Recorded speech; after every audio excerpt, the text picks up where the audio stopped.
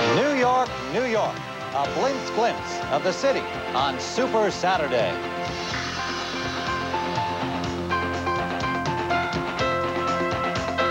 The heart of big-time tennis beats here today. The National Tennis Center. In this sprawling 28-court complex, history has been made over the years on this, the greatest day on the American tennis calendar, in the toughest tournament in tennis. It is a bright, sunny, breezy afternoon at the National Tennis Center, just 59 degrees, quite a contrast from the weather we have had over the past 2 weeks. Forecast, sunny and cool. Just moments ago, Andre Agassi made his way through the grandstand court onto the stadium court. Followed by Boris Becker, just a few minutes behind, making his way through the stadium. Hello, everyone. I'm Tim Ryan, and welcome back to our CBS Sports continuing coverage of Championship Weekend at the U.S. Open. This is Super Saturday in Flushing Meadow, 8 hours or more of live tennis action. And many of the participants today have been here on this day before, adding to the legend and lore of Super Saturday. We'll start with defending champion Boris Becker and the number 4 seed Andre Agassi from Las Vegas. Then we'll crown the women's champion. Will it be Steffi Graf, the 2-time defending queen, or is this the moment when Gabriela Sabatini, the number 5 seed from Buenos Aires, wins her first Grand Slam event? And in Act 3, 19-year-old Californian Pete Sampras, who defeated 3-time champion Yvonne Lendl in the quarterfinals, will challenge the mettle and mystique of 4-time U.S. Open champion John McEnroe. I can't imagine a more enticing day of tennis than what lies ahead of us. Super Saturday should be super indeed. Boris Becker and Andre Agassi making their way onto the stadium court. Pat Summerall, Tony Trabert, and Mary Carrillo are in our announce booth. We'll join them at courtside for all of the action. The 1990 United States Open Tennis Championships continue live from New York here on CBS Sports. And a good afternoon, or good morning, I should say. I'm Pat Summerall here with our CBS tennis analyst, Tony Trabert, and Mary Carrillo. Agassi and Becker. Let's talk to Mary first about Andre Agassi. His chances, his performance, what do you expect? I think this is the biggest match he's ever really had to play. He's already been in the French Open final this year, a final he lost, but this is the one. I mean, he's suffered through a lot of corrosive criticism that he's all sizzle and not enough steak, that he hasn't won the big matches. This is the most important tournament in the world to him. He's told us that many, many times. He's going up against one of the great big match players that's around tennis. I think he's playing at a level above Boris Becker, but on a day like this, he's really got to prove himself. So obviously you think he has a legitimate chance? I think he has a very real chance. He's got a lot to prove out there. Tony, what about Boris Becker? Well, of course, he's a defending champion, Pat. He's a 3-time Wimbledon champion, and he's playing extremely well. I think the only thing that Boris needs to do today is to start a little more quickly. He has a tendency to stay on the baseline a little bit too long, and then he gets in trouble. Then he starts attacking. I think he wants to get ahead of Agassi and convince Andre that he doesn't really have a big chance in this match. I think it'll be a good match, but I expect Becker to win perhaps in 4 sets. Tony, what about the temperature? It's 59 degrees, cooler than it has been. Would that benefit either one? No, I think the wind is going to be a bigger problem. The cooler temperature, Pat, just means they won't have to fight the humidity and get tired. But I think that these guys are so pumped up and ready to go, I don't think that'll be a big factor. I was on the court before the matches. It is gusty as it was yesterday, and that's going to be a bigger problem for the players. So it's AA, Andre Agassi, 20 years old, 5'11", 155, although he has bulked up a little bit since last year. A little bit more muscular above the waist. 15 pounds of muscle, he says he's put on, and as you can see, he hasn't had that hard a time, except when he dropped that second set to Peter Korda, made Korda pay for it immediately, really snapped right back to attention and won that one. He could have been defaulted in that match because he did some swearing, and he actually spit towards the direction of the chair umpire on that. But he's come through, and as I say, I really think he's playing incredibly focused, agile, alert tennis. And he's putting together some real good ball. Speaking of agility, Boris Becker, 6'3", perhaps a little bit more than that, 190 pounds, but still very quick, very agile. Then you'll see in his road to this semifinal, he's had a few problems. Darren Cahill took him to 5 sets. And again, Becker, I think, spent too much time on the baseline. Aaron Krickstein won the first set, had him down 2-love in the second, and Becker said to himself, now I better start playing. My suggestion to Becker is the semis, the Open, why don't you start playing right from the start, and then you don't get in so much trouble. The chair umpire is Bruno Ribot, Paris, France. One of the bettors.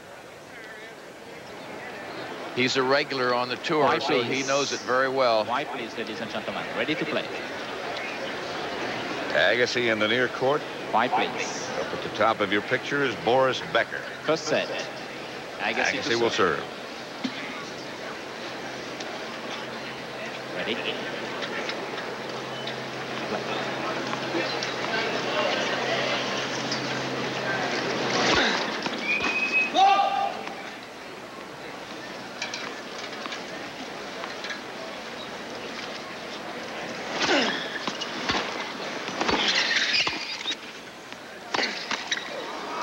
Love 15.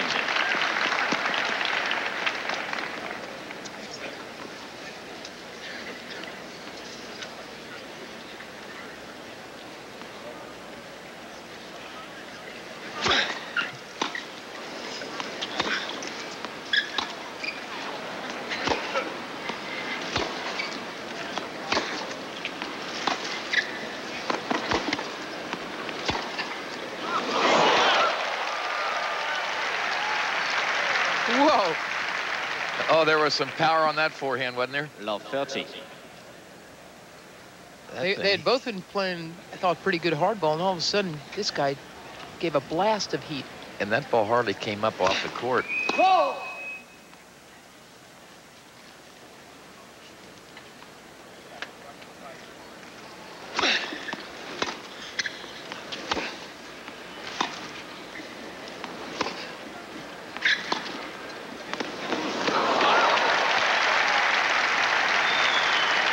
Well, that's really a bright shot right there by Becker. Love 40. He pulls a short angle underspin. It's not really a drop shot. Watch where it lands. But look where it would take Agassi, and that's his two-handed side.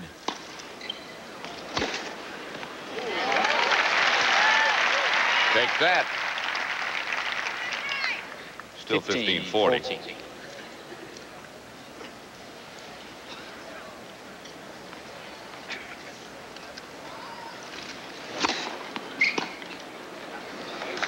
Good serve.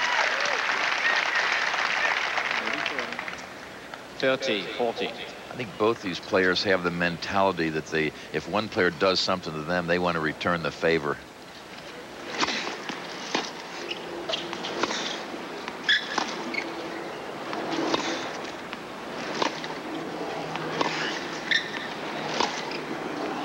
Again, Becker. Game to Becker. And he starts off with a service break. First game. Well, that was an interesting start. It's a wild pitch, wasn't it? He leads 1-0. You think the wind might be bothering the boy a little bit? See, I think that wind will really hurt Becker. Look how high his toss is anyway. That wind is going to move it around a little bit. He framed two balls in a row there. Also a toss behind him a little bit, not into the court, so he can't see it as well as he's going through his motion, and that ball's blown a little bit.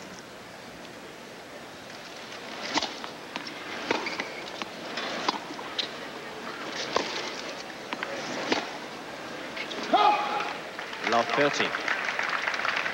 Becker has a break the first game of the first set. Down love 30. And shaky.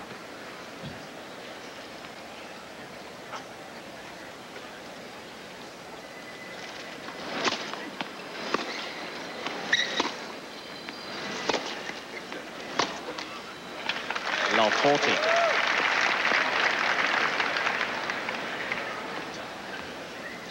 There was a phone call to the USGA National Tennis Center here last night. Barbara Bush, president's wife, called looking for Andre Agassi's number to wish him well. They both did. Got on the phone and wished him the best.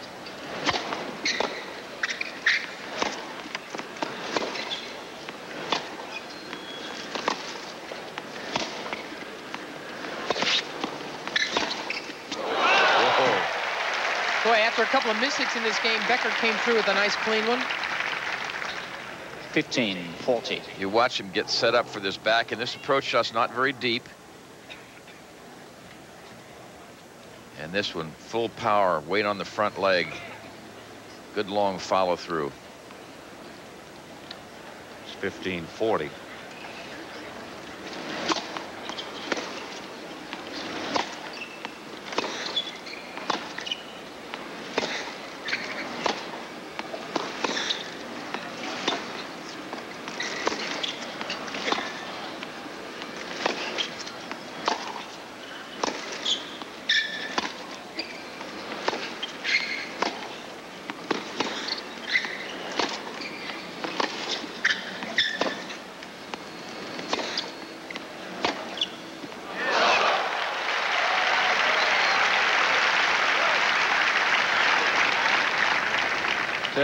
Agassi was quoted as saying that if Becker stays on the baseline with me, you'll see me smiling at the end of the match. So we'll see as this goes on whether Becker, if he stays back, is able to win enough points and do that type of thing. He's still down a break point, and he got to love 40 with a double fault and 2 unforced errors. Now he's hit a couple of steamers. We'll see if he can get out of it. I don't think it's a great idea to be smiling while you're playing Boris Becker until you get off the court. Well, I think that's what he was saying. He meant that you'd see him as the winner, and that's why he'd be so happy. Yeah. So he's suggesting that Boris stays on the baseline, he can beat him. That's been sort of a Becker pattern so far in this tournament. He stayed back a lot more than anyone thought he would. But whenever the pressure's on, then he starts coming in. Advantage Becker.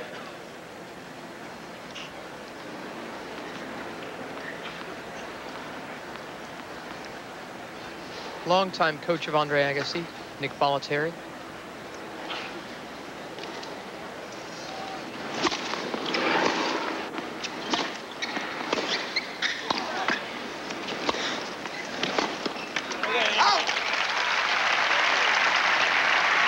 Some good artillery that time by Agassi. Jeez.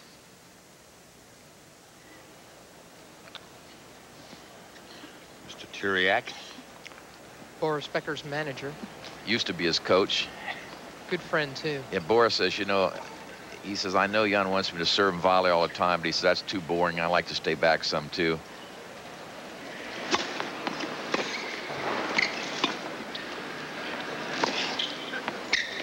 Boris is not boring.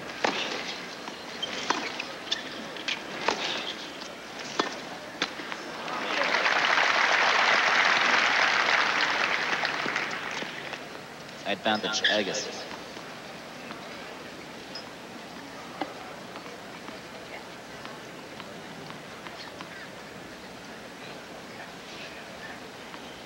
What, the football player?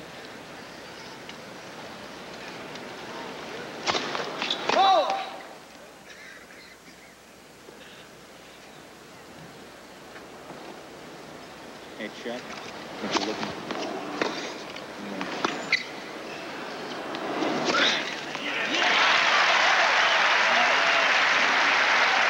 Game Agassi. 1-all. Very important break back for Agassi. 1-0. This is the situation.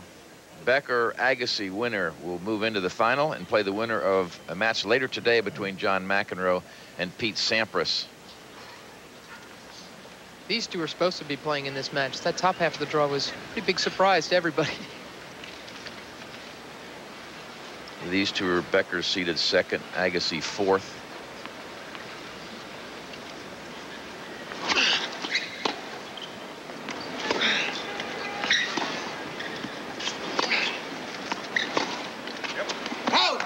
Mentioned that Agassi got a call from President and Mrs. Bush. He had gone earlier this summer with John McEnroe and Tim Mayotte to the White House. They were invited there, and Andre and the president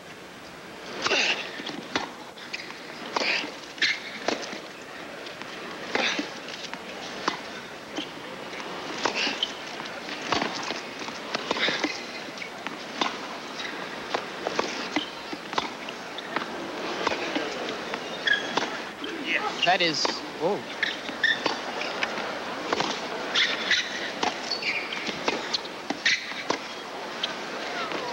Oh, man, thought that other one Becker hit was going out. They're putting so much pace and spin on the ball. Man, hit it much harder. I was saying Andre and the President beat John Macker and Tim Mayotte in a game of horseshoes.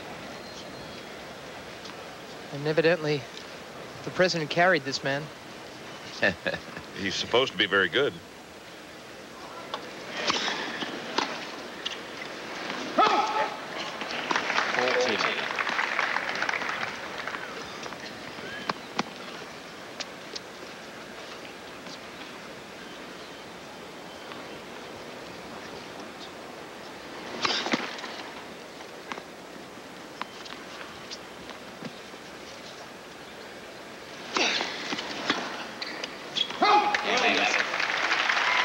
To Agassi, and he leads 2-1.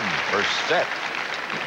Agassi. On the best match I've ever seen these two play was last year, Davis Cup in Germany.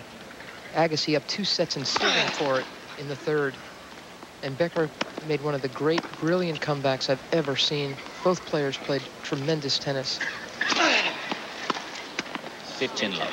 And I think that's Boris Becker's greatest strength coming into this match, that he has so many good mental souvenirs of coming back, fighting back from way down. And on the other side, Andre Agassi has had some real tough losses, having been up ahead.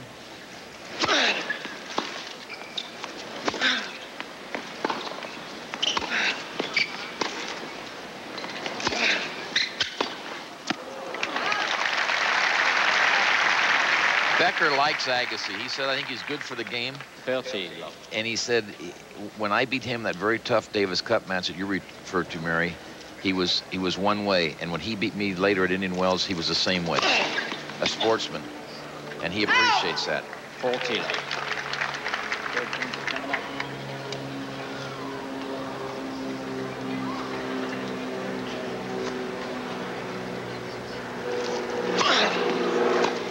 Game Agassi. Game to Agassi, and he leads 3-2 in the first set of this Agassi semifinal. Boris Becker on the left of your screen has an open stance. His back foot is more towards the sideline to his chest. Any seats? Agassi's back foot is back the other way. His is a closed stance, harder to pivot and get around, and I think that affects Agassi's serve. The Becker serve, the front part of the body is already out of the way, so he can really put the power into it.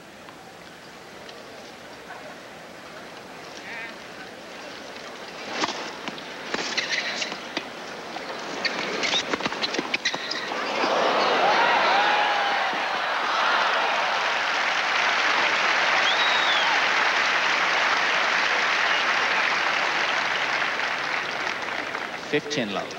This is either a good guess or good anticipation by Becker. That's a heck of a shot, the lob volley. Agassi wants to make the highlight film here. Not recommended shot for you at home. Not if safety is a factor. 30 love. 30 love.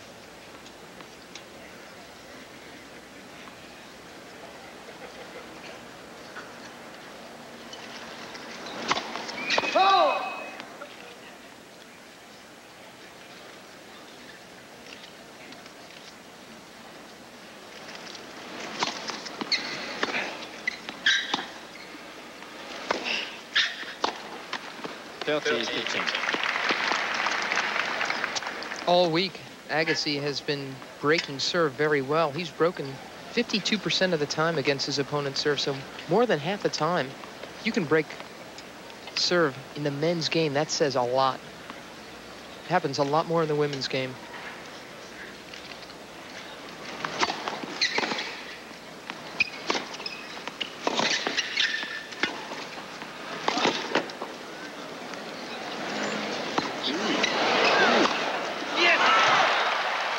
What a great defensive lob by Agassi.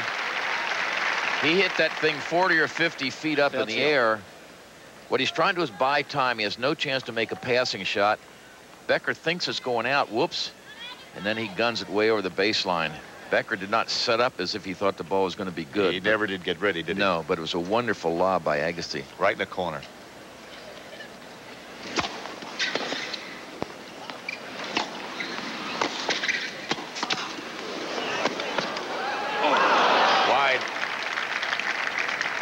40-30. On the defensive lob, that's when you hit it high in the air. It's not important that it goes in the corner as much as it is deep, because your opponent has time to set up, get around it, and, you know, set up to smash it. But if you can get that ball deep, you have time to recover. You keep him way far away from you, and you have a chance to stay on the point.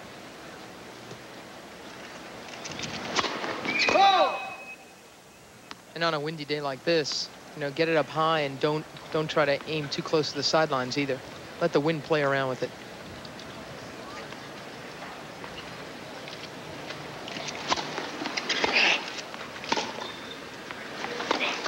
Again, Becker. 3-all. Game to Becker. It's 3-all. Let's go back and make a correction, Mary. We alluded to this match earlier. Yeah, I was talking earlier about the fact that Becker was very much off his game in this one. We had shown that it was Becker, in fact, who'd beaten Agassi in straights. It was the other way around. That was back in the springtime when Agassi straight-setted Becker for the first time in 4 tries. In '88, Becker beat Agassi at Indian Wells. That was a different deal.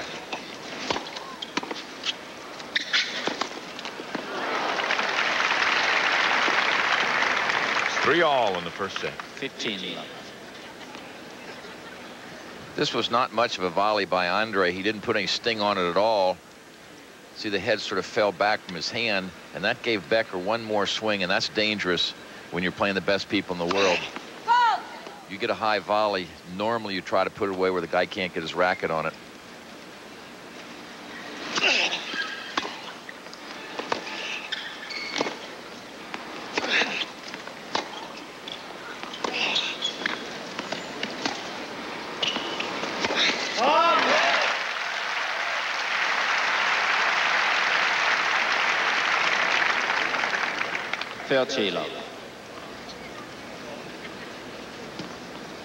In these rallies, I don't get the feeling that Boris is trying to get it to get in. Do you, Mary? I get the feeling he's just going to stay back and try to rally and try to out-hit Agassi.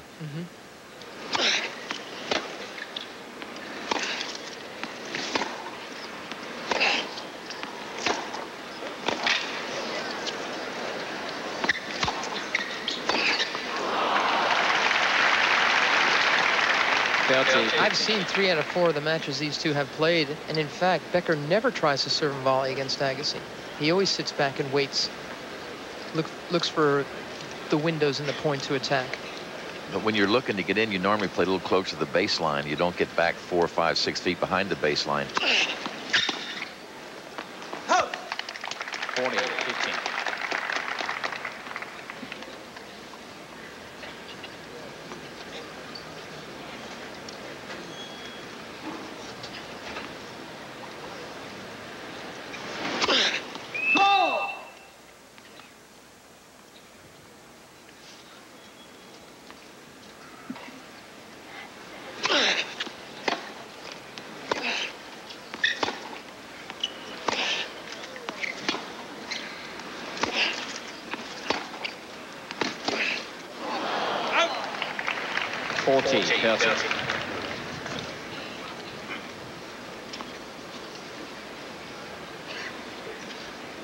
And this cooler weather will actually please Becker, because he doesn't like it when it's real humid, muggy, and sticky. Not that he can't laugh, but he doesn't have the same frame of mind.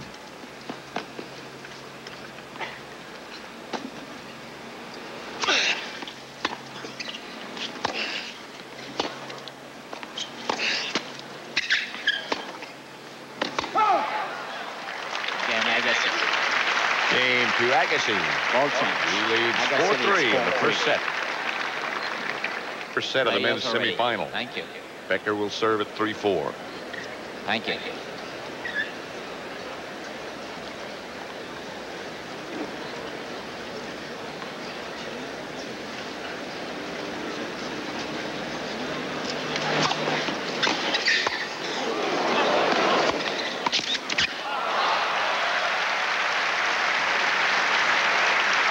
That's a pretty good job by Becker. You go from almost getting killed to a touch volley. Power by Agassi straight at Becker. Now he waits, covering down the line. Here he comes in. Agassi defends with that backhand volley. Now he gets in. He finished it off with a touch volley to come back to the live action. That's just a pretty good athlete. He's playing so much better, so much earlier in this match than he has in any of his others.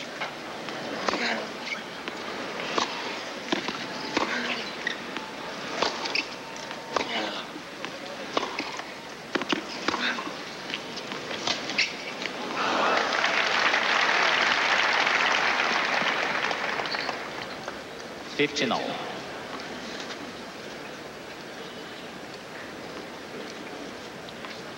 Says a lot about the Agassi return. Boris wants to keep that first serve in.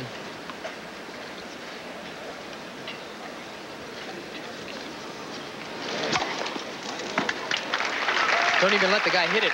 First ace at 100 miles an hour. 30-15.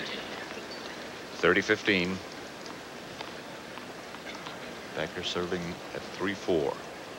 First set.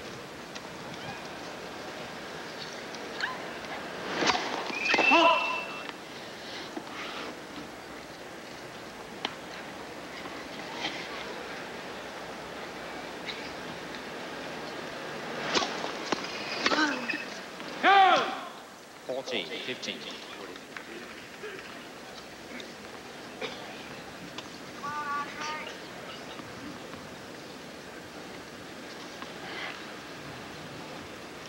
That if he wins the game.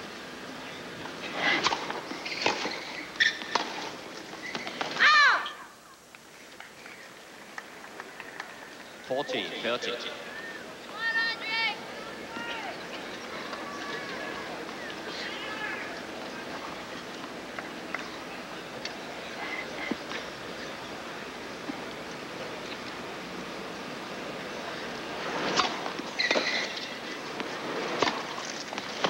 Again, Becker. Game to Becker. It's 4-all. Let's quickly go out to our roving man, John Dockery. Well, thank 15 left. Boris Becker, there was a ball that was very close on the baseline. It was called out, and Boris walked up to Andres and said, was it out? And he said, I don't know, it was so close. He was sort of talking, trying to be fair. You're right, they both had a laugh about it. Nothing serious.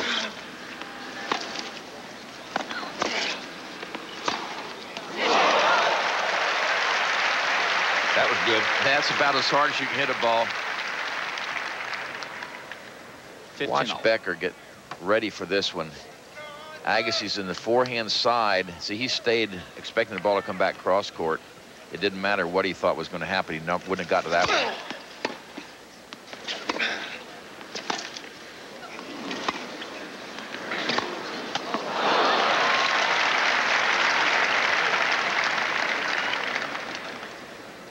Thirty, 15. I didn't mean to infer that there was any animosity in that previous exchange. There was none. It was just a question of Becker trying to settle his own mind that it was it good or bad, and Agassi gave him an honest answer.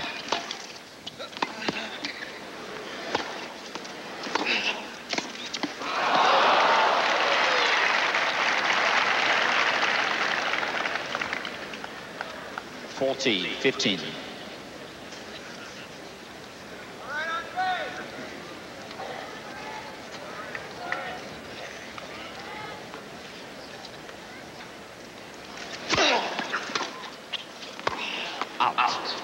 Game Agassi. Overrule. Agassi leads 5-4 first set.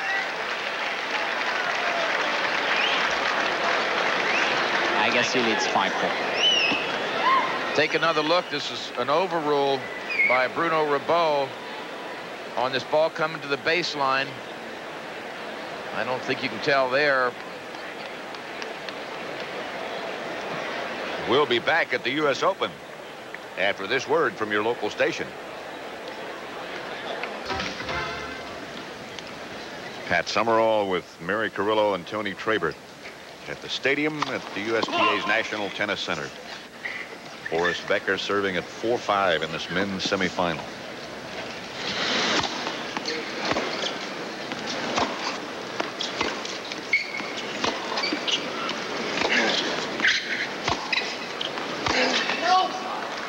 15 love. You know, according to the stats so far, though they're both swinging from the heels, Becker's really been the aggressor. He's hit 11 winners, had 12 unforced errors. Agassi has 3 and 3. Andre's taken a good swipe at the ball, but he hits a lot more topspin on a lot of his shots and makes them a little more consistent. At the same time, he may not be able to hit as many winners. 15 love.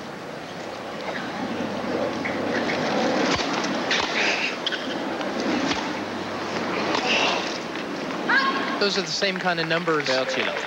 Becker has that you see in a Steffi Graf match. A lot of winners, a lot of unforced errors, which means they're trying to dictate play. They're trying to make it happen. They're taking their chances. Yeah, and they figure, well, you know, yeah, I'm going to have a lot of errors in the old error column at the end of the day, but, you know, your winners, they always figure their winners are going to be more. High-risk game.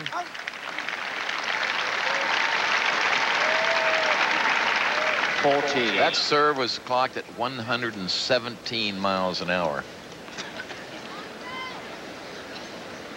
That'll win most points.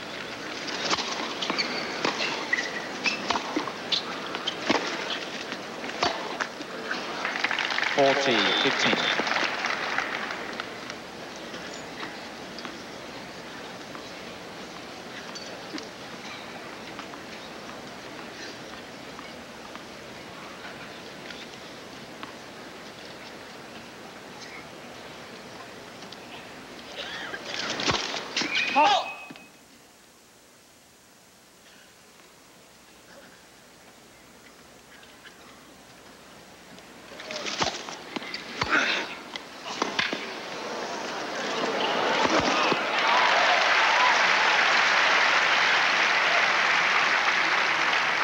Agassi's got such a violent return 40, game. 30. Becker did a good job of swinging this way out. Didn't matter.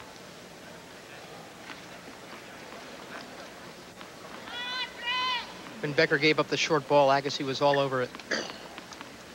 Notice how I got around it to hit the forehand, too.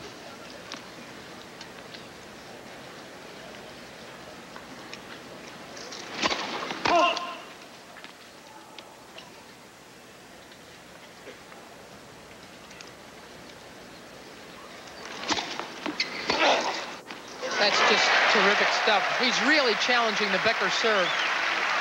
You can see how concentrated he is. Every time he wants to take a big swing at Deuce. swing at it.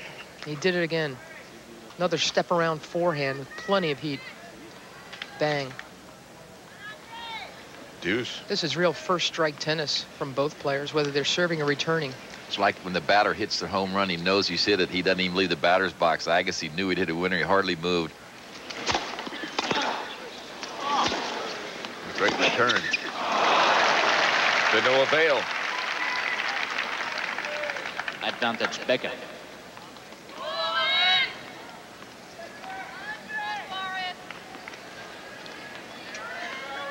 It says a lot about Becker that this is it's packed here. There are 20,000 Americans watching this match.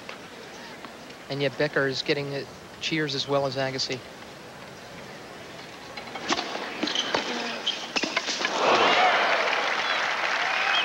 Foot slipped on the way down. That was not one of the Becker dives. You see his foot go. It was tough to tell in that, but yeah, you see his feet slip. He doesn't like diving on the hard courts. No, but he does it some. Yeah, he does. Remember, he's young. He did it. We said he'll get more experience. He won't do that. It hurts. It's okay on grass. When someone asked him here a couple of years ago why he's not diving as much on hard courts, he says because they're my bones. Yeah, exactly.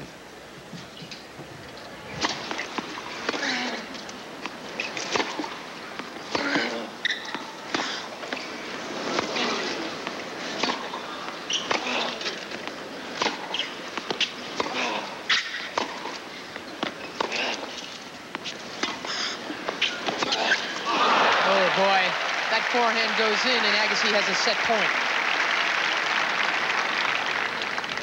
Advantage Becker. He was very, very deep in the court. Becker had forced him way back, so it was awfully tough to pull off that passing shot. been an interesting set. Both players playing at a very high level.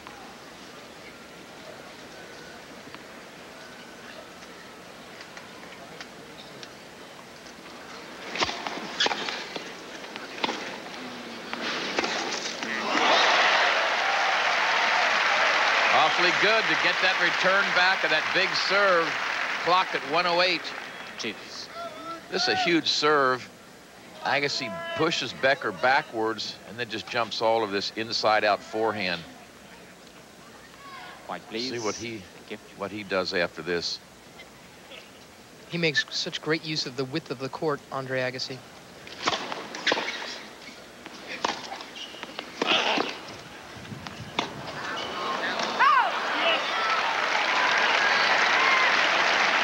Becker's not sure whether Agassi's previous shot was good or not.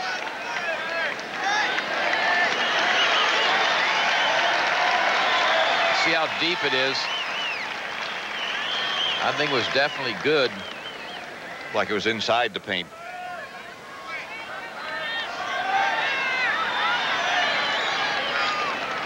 Set point. White, please. Thank you.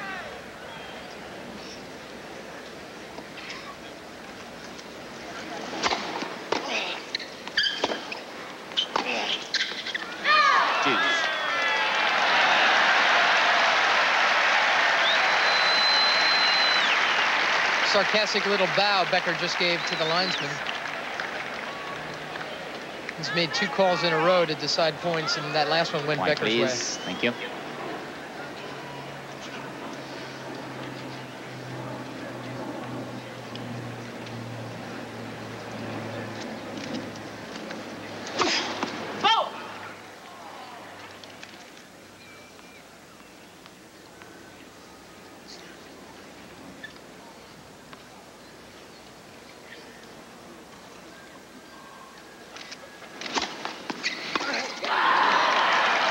Tried to run around it, and it just jumped at him. Yeah, it kicks that way. His kick serve jumped right into him. See, the toss means he's going to kick the ball. It's going to land and then jump to the left. Came right into Agassi. White, please.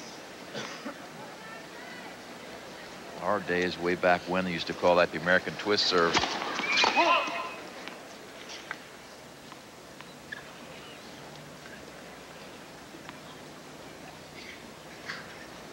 We can still call it that. Okay.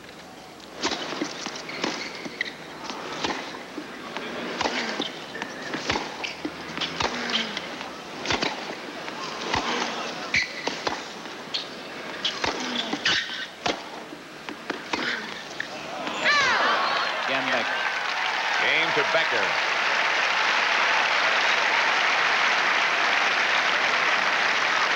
What a great hold that was for Boris Becker. He faced down a set point. Had to throw in a second serve, and he jammed it right into the Agassi body. Finished it off to level things. Boy, that was a good game. This is an indication of things to come. We're in for a great day. McEnroe and Sampras leader.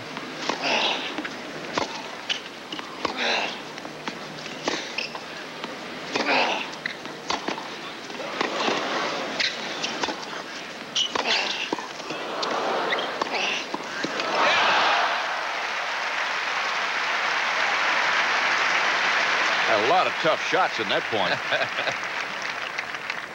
And they're hitting rockets at one another. Eventually, this just traps Becker.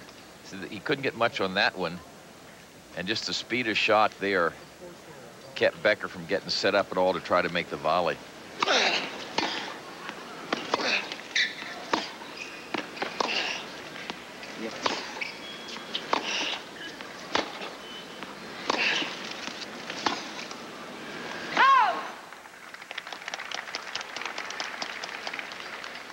The beginning of Super Saturday at the USTA's National Tennis Center in Flushing Meadow, New York. The men's semifinal between Boris Becker and Andre Agassi. Still to come, the women's final. Sabatini and Graf. And then after that, McEnroe and Sampras. At least 8 hours.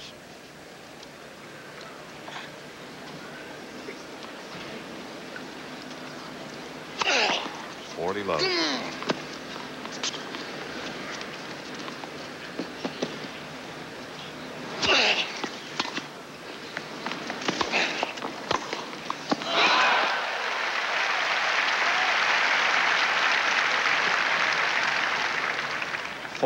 $15.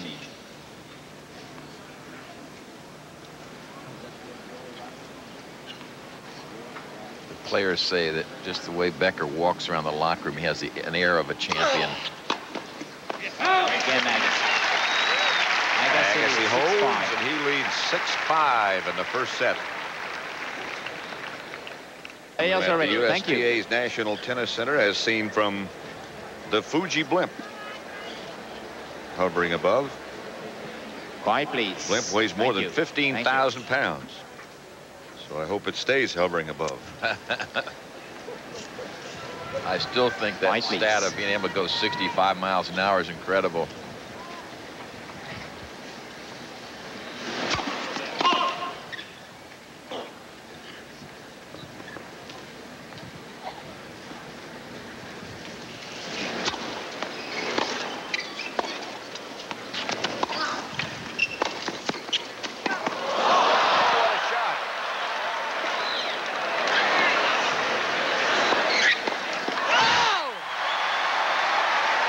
That'll be in the highlight film for sure. It should be.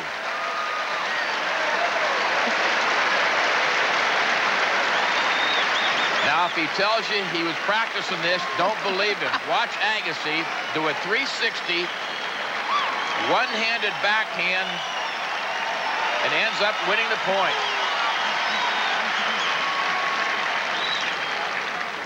Love 15. Quiet, please. Thank you. Quiet, please. It's just a career backhand.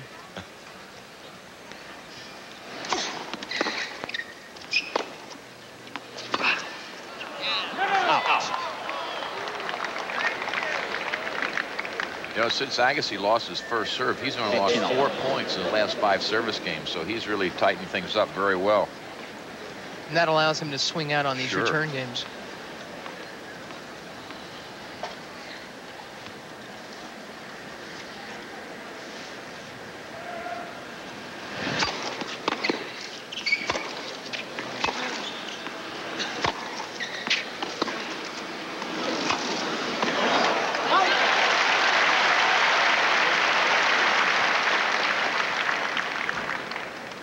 $15.30.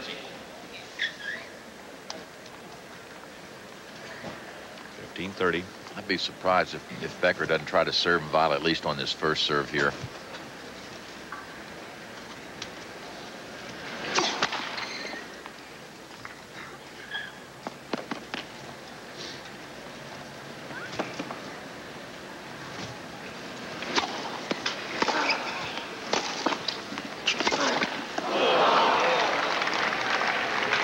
I don't think he can swing at it any harder. Agassi. It's his older brother, Philip Agassi, in the front row.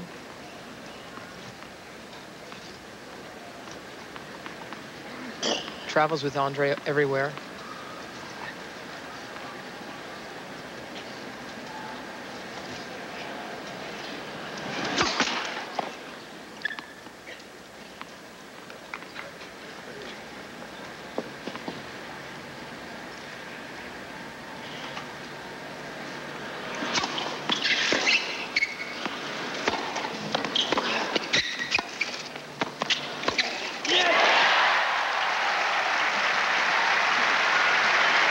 He hasn't missed many. 30. Watch how quickly Agassi gets on this next ball. Right, he gets up there quickly. He was already starting forward. Becker was reading down the line. Please. Quiet, please. Thank you. Gave him his second set point. Thank you.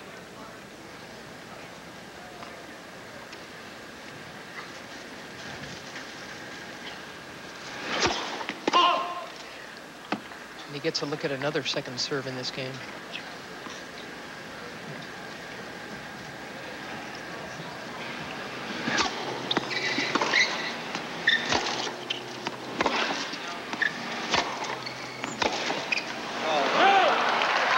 Boy, what a big forehand by Becker hit just a couple of inches inside the baseline.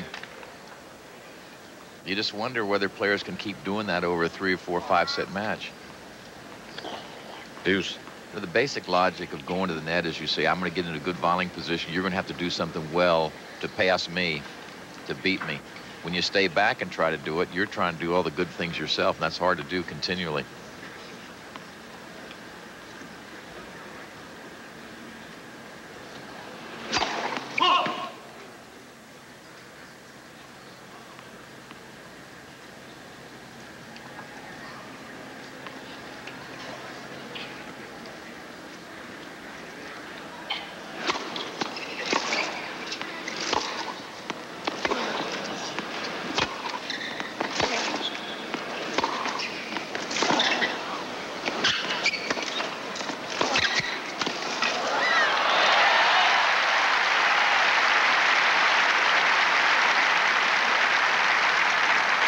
First knockdown for Becker. Advantage Becker. Let's see what happens here, if he slips or what. It's a good fight just to get that one back in play. Now he's got to come back again. And he just sort of lost control a little bit. Fortunately, he's not hurt.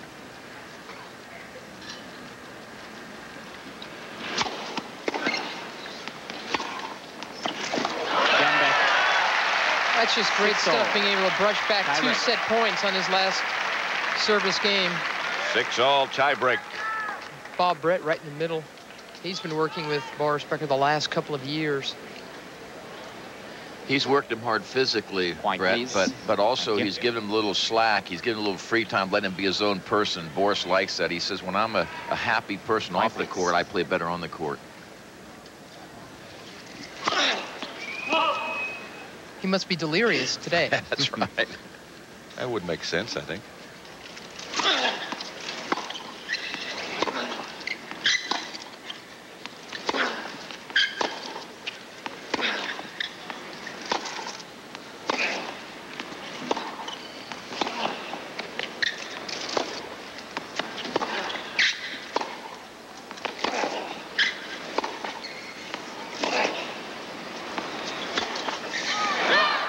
Missed it. 1-0. Agassi. The tie break is the first player to reach 7 with at least a 2-point advantage.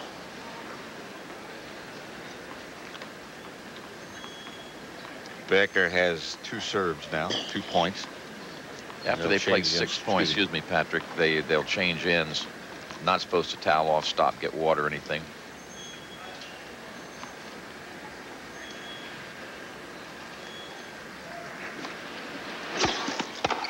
One all.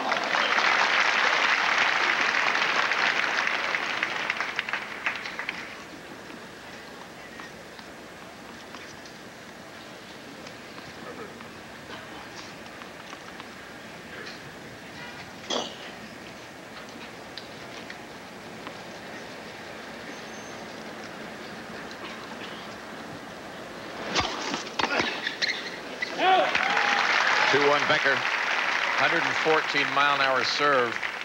2-1, Becker.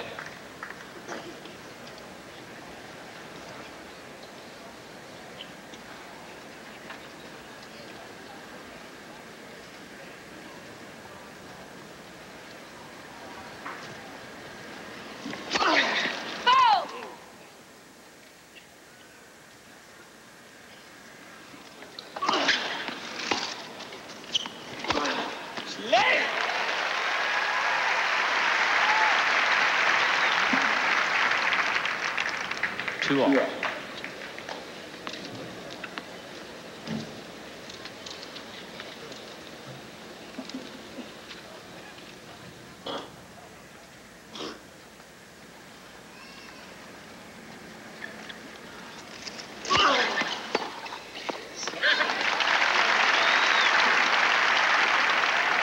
Three-two, Agassi.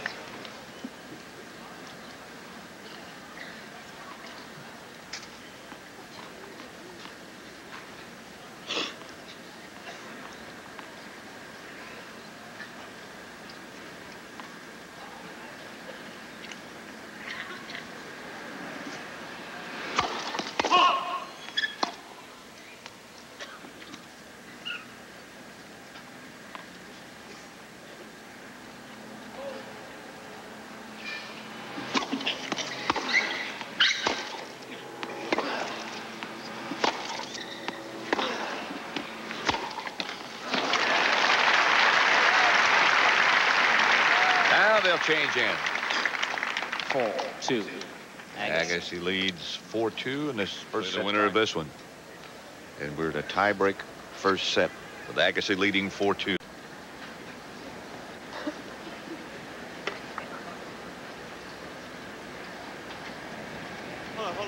Wait.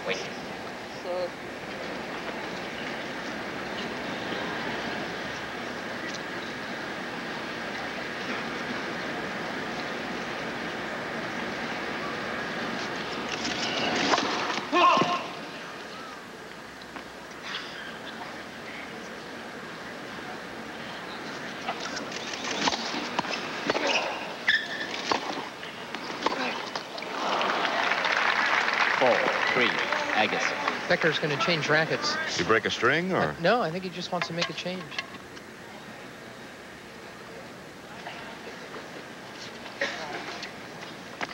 Slight change in tension. Sorry. Yeah, in the racket or in the body.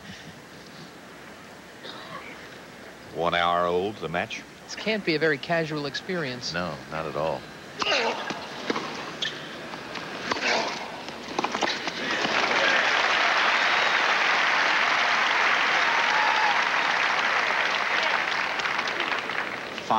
Very curious time for Becker to change rackets, unless, having not broken a string, because, you played into the tie break. You've got a feel for whatever you have in your hand, and though the other ones are somewhat similar, the difference in tension means you have to adjust some.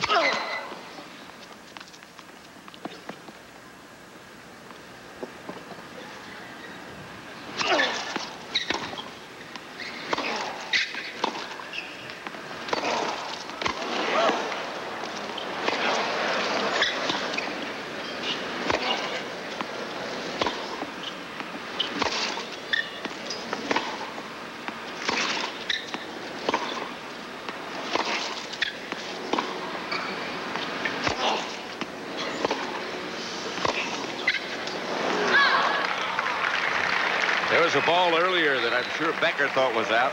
I thought it was out also. 5-4. There was no call. And wisely, he kept playing. 5 breaks.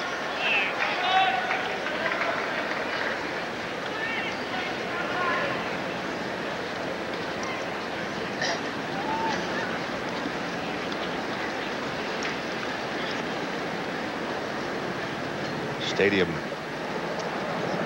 completely full now.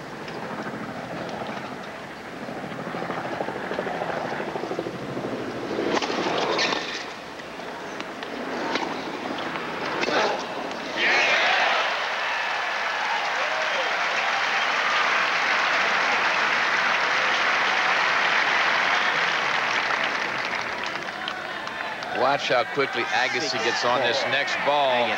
It's short, and that gets him to 2 set points. He leads 6-4.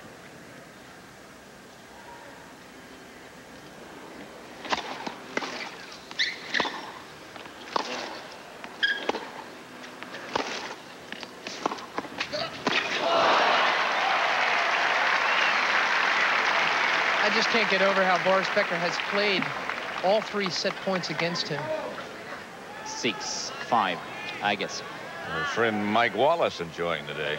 5, please. I saw him at this year's French Open. 5, please, ladies and gentlemen. Thank you. He was watching some 5, juniors please. warm up. This guy's a big tennis fan. Oh, yeah. Still Loves to set play. Point, Patrick. Yep.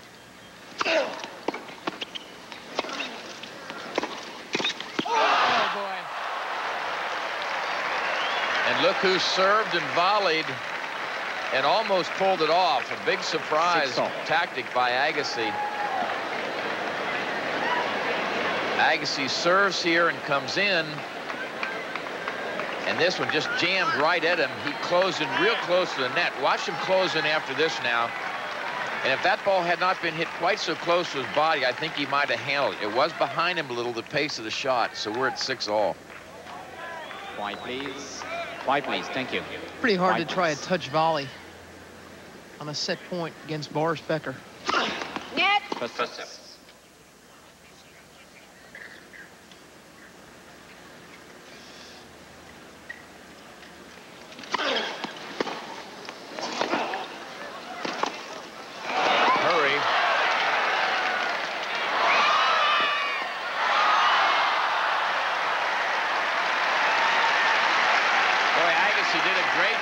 to stay in that point. Becker let him stay in it.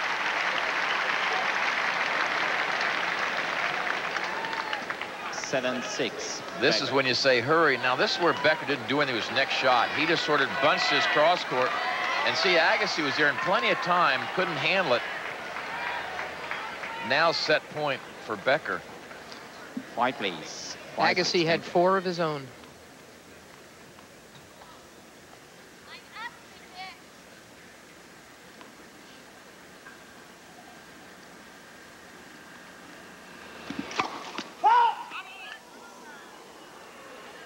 White, please. Thank you.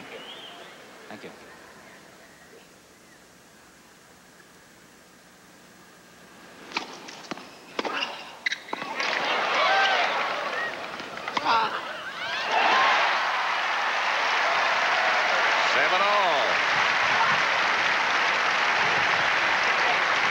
Boy, these guys have made some unbelievable shots under pressure. Watch Agassi jump all over this one. And now he sets up a little late getting the racket ready, but watch him powder it now. Thank you. That was only being down set point.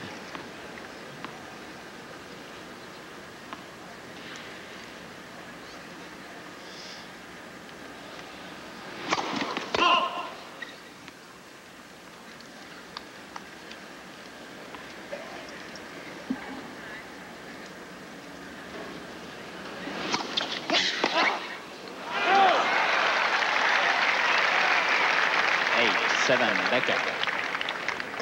Fooled him. He did fool him indeed. Both these guys really have a tendency to slide left and hit forehands on second serves. White, please. So that wide one caught him. Net. First set. White, please.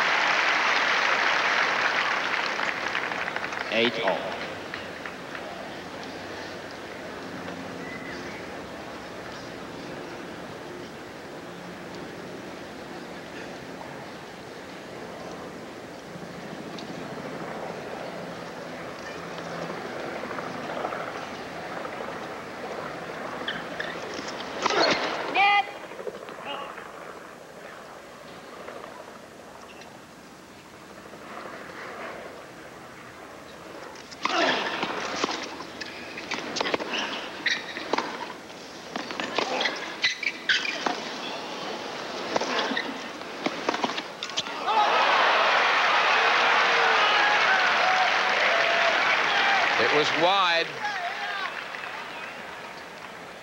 9-8. Agassi. 9-8 Agassi. They've both spent the last couple of games of this set just hitting their way out of trouble. Yep.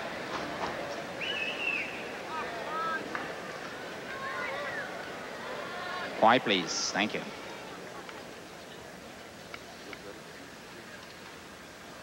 Set point.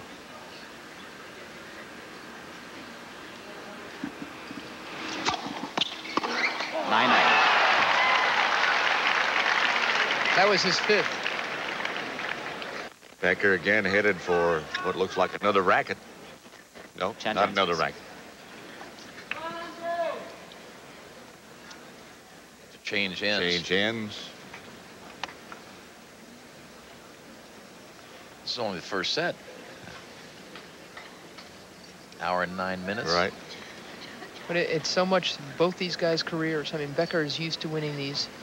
Agassi's trying to win it. This is just a microcosm of the careers, the lives of both these players. 9-9 in the tiebreak.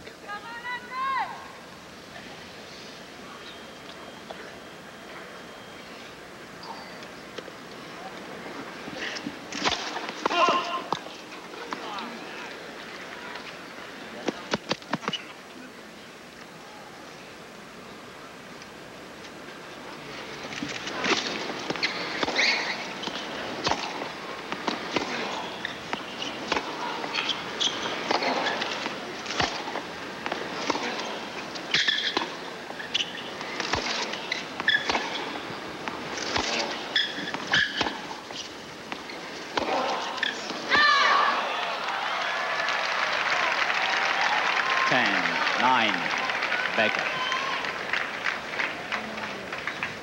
This is Becker's third set point. Agassi's had 5. White, please. Who's going to be able to convert? For obvious reasons, it's nice to get that first set under your belt.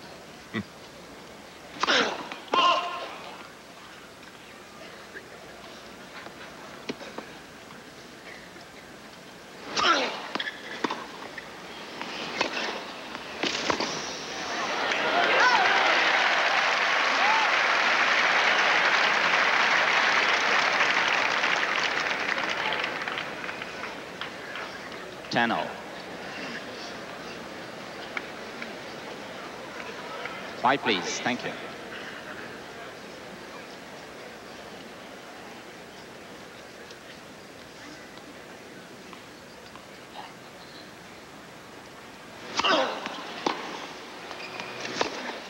Up. 11-10, Becker. Ian Tiriac, more than just casually interested, as is Andre's brother and his coach.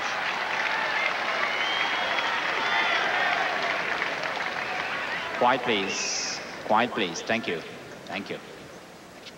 I'm not sure how much Tiriac likes watching Becker make a career out of winning these kind of sets. Huh.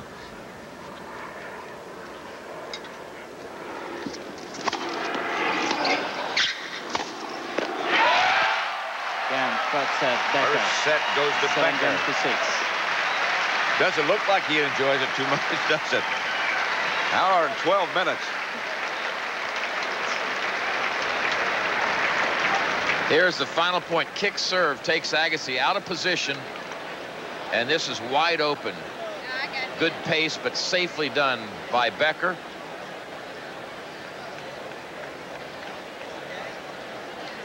So Becker wins the first set of this men's semifinal.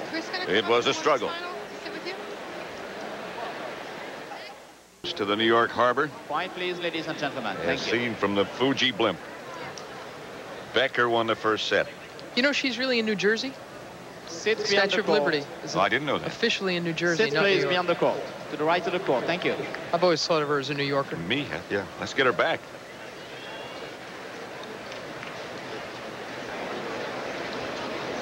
(19-2) is Becker after he has won the first set. 15 love. That first set, there were 103 points played. Agassi ended up winning 5 more points. And still lost the set. It's which points you win, I guess.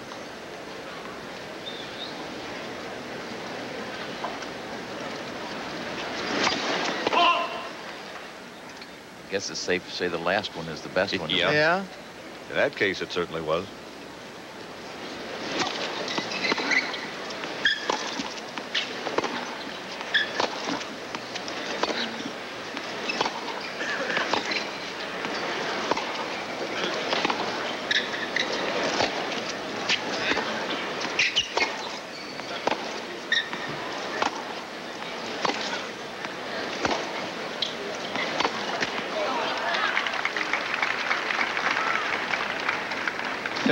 Love.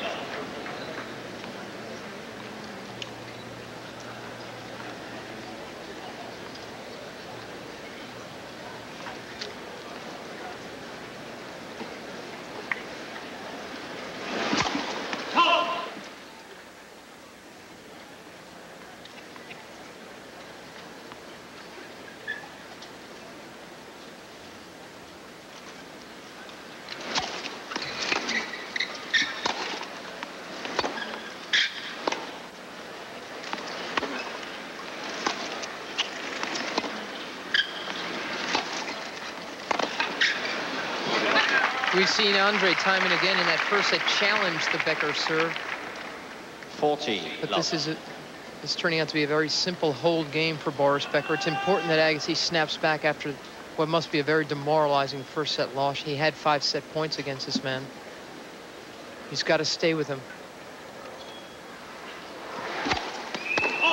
Not an easy task. No.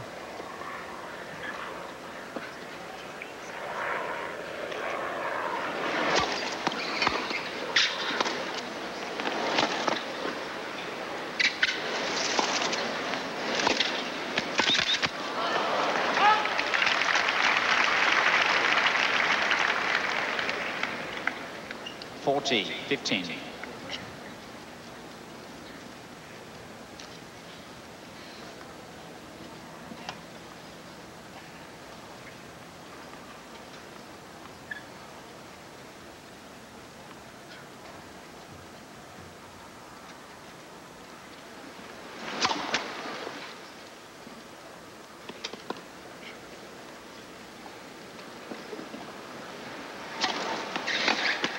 Again, Becker. So Becker wins the first game of the second set. He won the first set in a tiebreak dramatically. With so many memories. Just been restored, refurbished. And they say they've done a marvelous job. Love 15. Still to come today, the women's final. Steffi Graf and Gabriella Sabatini. Right here in the stadium after this one's over. And then Sampras against McEnroe. Right now it's Becker and Agassi. Becker's won the first set and won the first game of the second set. Live out on court 11, Pete Sampras getting in some last-minute loosening up. He'll face McEnroe in the other semifinal later this afternoon here on CBS. 30-15. He looks like a Californian, Sampras, in what he had on. You know, long jams. Casual. Yeah.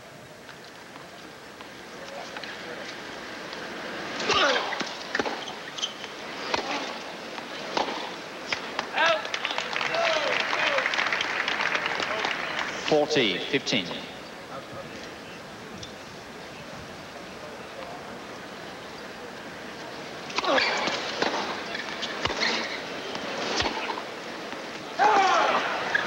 Game Agassi, 1-all. It's 1-all, second set. Andre Agassi, again, this is such an important match for him. He's carrying around some emotional luggage he'd like not to be. He's had a couple of big matches where he hasn't been able to come through. He had match point against Alberto Mancini at the Italian Open, and he lost that one in 5 sets. The Becker match we've already discussed, the Davis Cup match that he lost, being 2 sets up.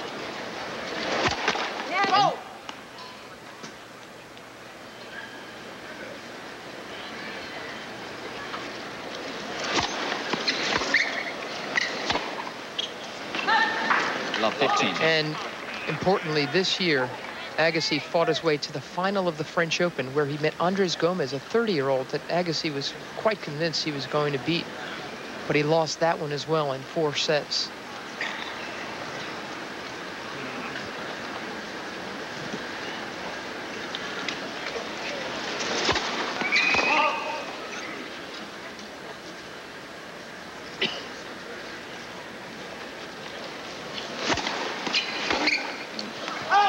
I asked him about that match the other day. I asked him if it felt differently, you know, being in the final of a Grand Slam than what he thought it would be. And he said, yeah. He said, you know, I walked out there and it was the first time I was ever fighting for a Grand Slam title against a guy I really thought I had a chance against. It was more than he thought it would be, the occasion.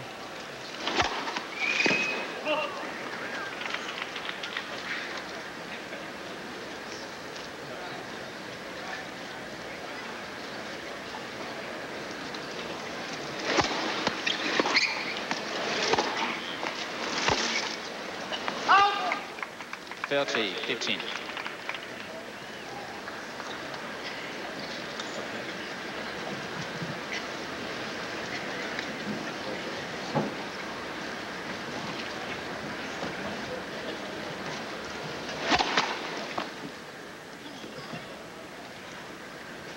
Here's what it looks like. Agassi's gripped on the return of serve.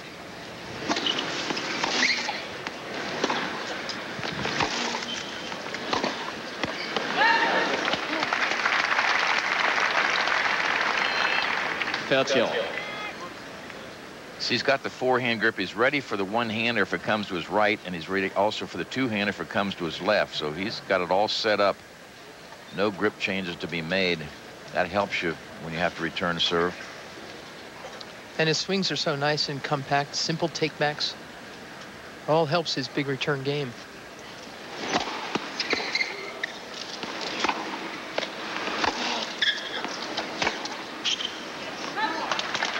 Here's a chance for Agassi to draw blood early in this set. 30-40.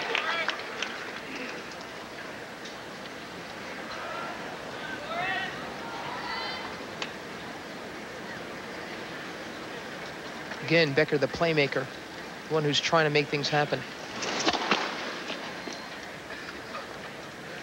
Shows up in both his winners and error columns.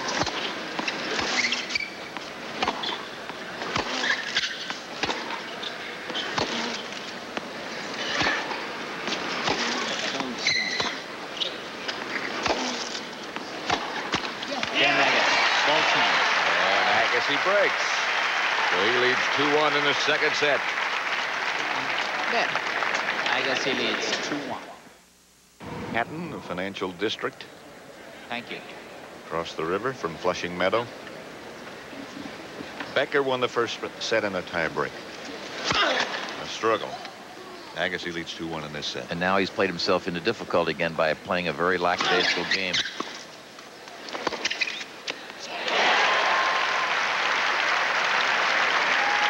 It's almost like Boris feels like he'll get behind and then be able to turn it on whenever he wants to. Well, sometimes you can do that, but there will come a time that you can't do that.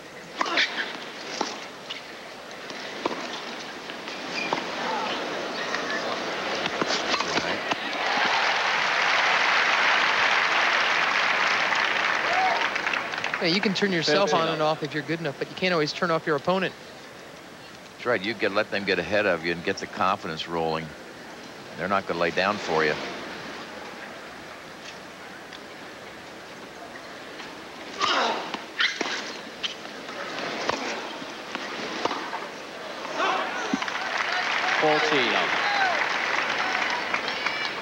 You know, it seems like he has such an uncomplicated superiority over his opponents, and then this stuff happens. It's almost like a lack of concentration. A lot of wind out there. 40-15. That toss was very low.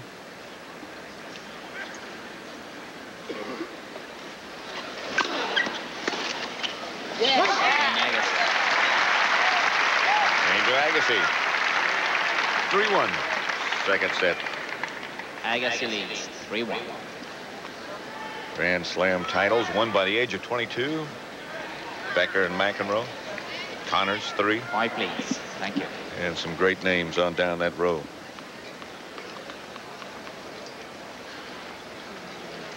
Becker serving at 1-3 in the second.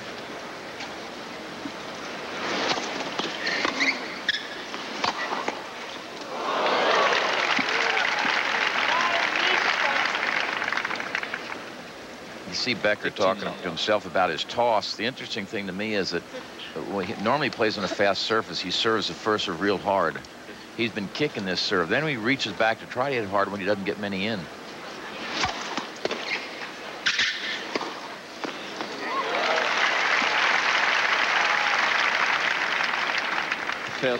That's the way he normally tries to play.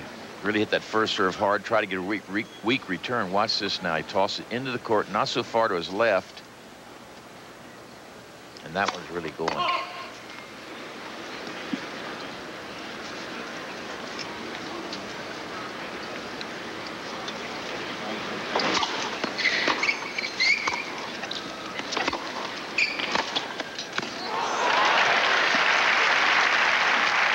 Hey, the game's not that simple. No. 40 love. It surely is not. 40 love.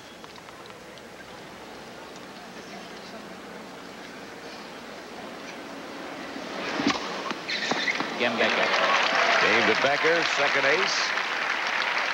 And we'll be back at the U.S. Open after this word from your local station. Agassi leads 3-2. The men's semifinals in the stadium of the USTA's National Tennis Center. Boris Becker, Andre Agassi. Becker won the first set.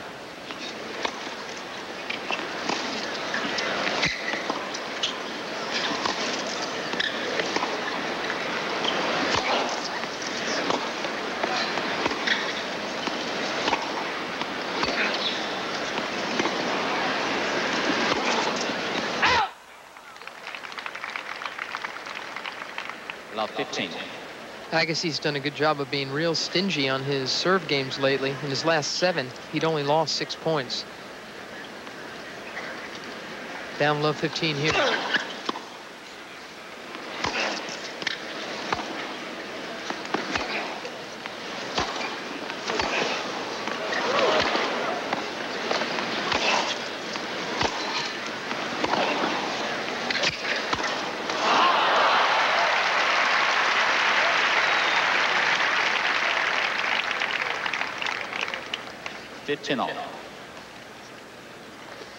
Arthur Ashe, 1968.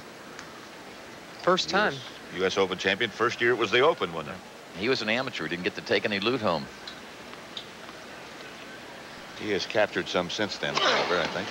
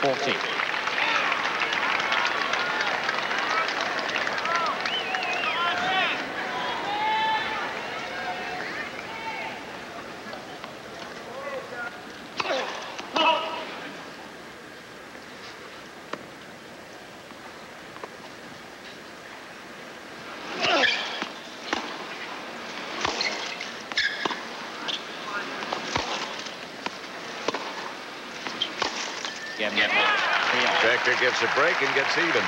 3-all, second set. He did it again, didn't he? And just when he needed the game. He hadn't been breathing on Agassi's serves. It was somewhat of a loose game by Agassi, though. 4 on 4 serves. Yeah. They sort of lulled one another into a sense of complacency.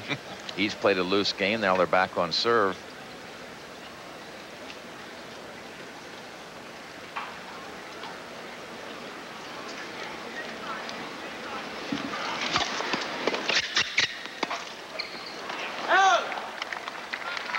Love 15.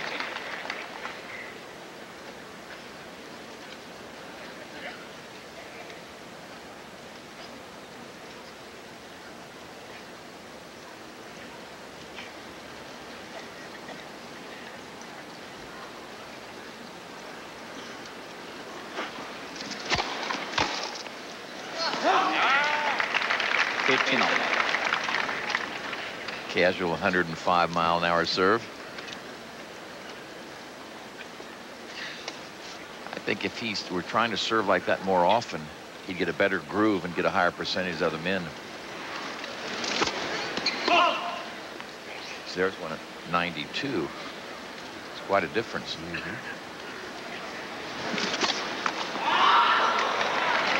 That one was 62. 61 and a half. That's when it stopped. Oh, here Ian Tiriac has come back at least. The second double. You might recall the first point that Becker served. He hit 2 spin serves, missed hit, and both hit him back on the baseline.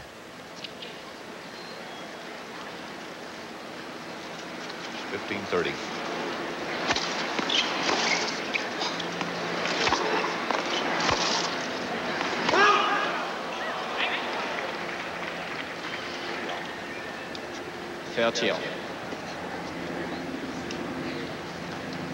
And I get sort of a sense right here that the person that tightens things down can take control of this thing.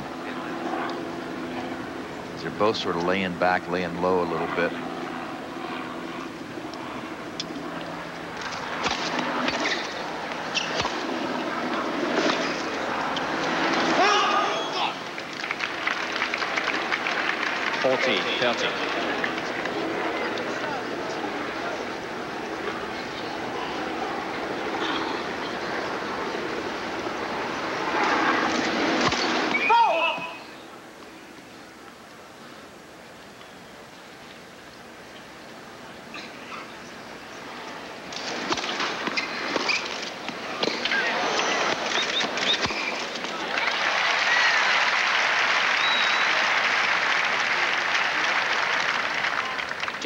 Smart play by Agassi because he goes the other way off the return. He'd been pulling it down the line. Becker does a good job to get it back, but he can't recover in time.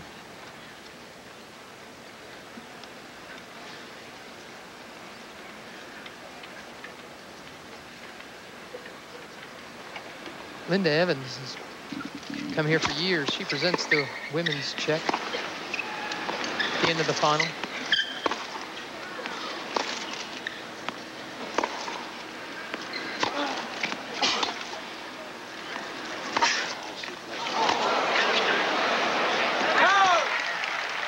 He wanted a call, Becker. He wanted a call wide. He's not going to get it. Advantage, Agassi. Bruno Rabot sticks with the call.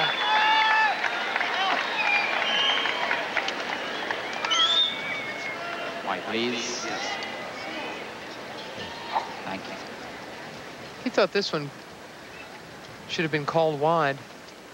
Looked like got paint. A little bit. That's all you need. Yep.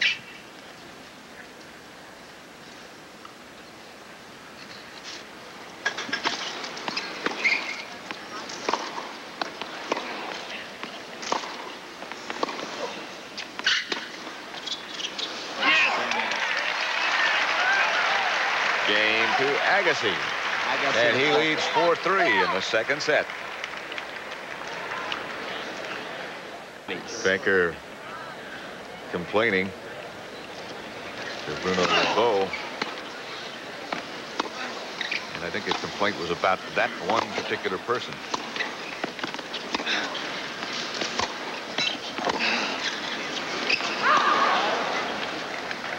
Block 15. Here's the call he was complaining about. This was in the last game.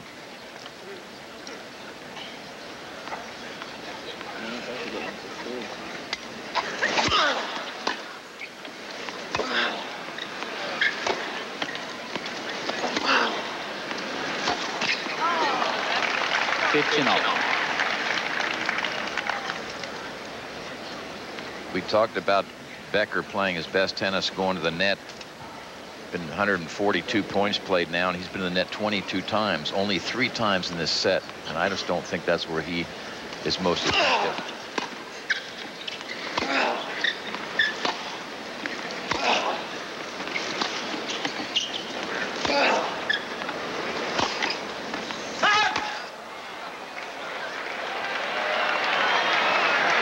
Same person.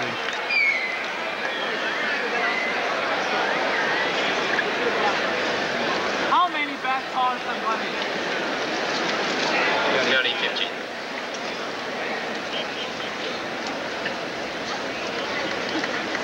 This thing was way out. I mean, I don't even think there's a question. You can see as he struck it. See how it was. I think that was wide. Yeah, that one was wide. Looked like it was pulling as soon as he hit it.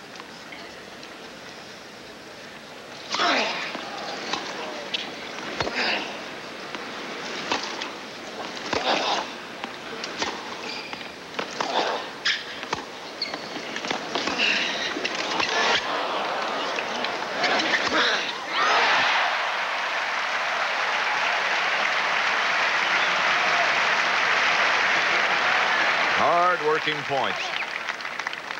40-15. Becker really got caught out of position, though. Here he is trying to defend the net. Look where he's, look where he got trapped. A couple of feet beyond the service box. Can't do that against Agassi's pace and his preparation. Gave up that short ball, and Agassi once again smothered it. 40-15. Agassi leads 4-3. Second game, second set.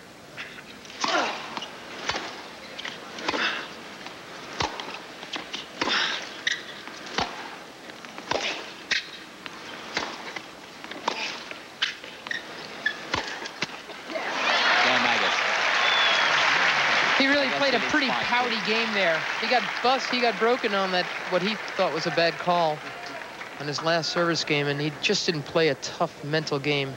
Well, again, he's playing this guy from 5, 6, 7 feet behind the baseline, and that's just not where he's most effective. What happens to a tennis player when you think you get a bad call or two? Then from then on, anything that's close, you think you've been robbed.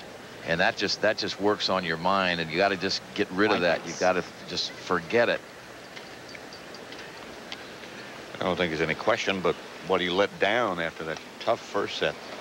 When this one started, the intensity was not the same level.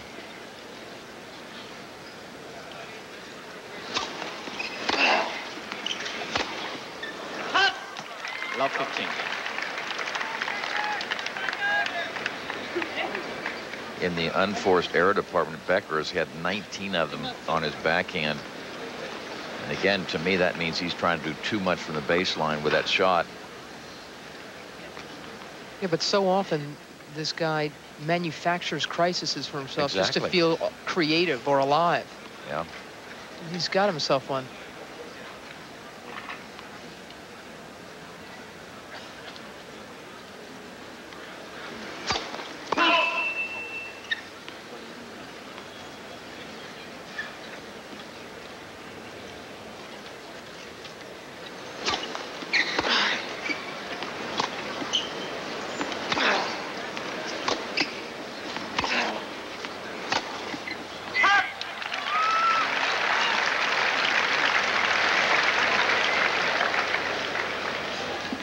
Love 30.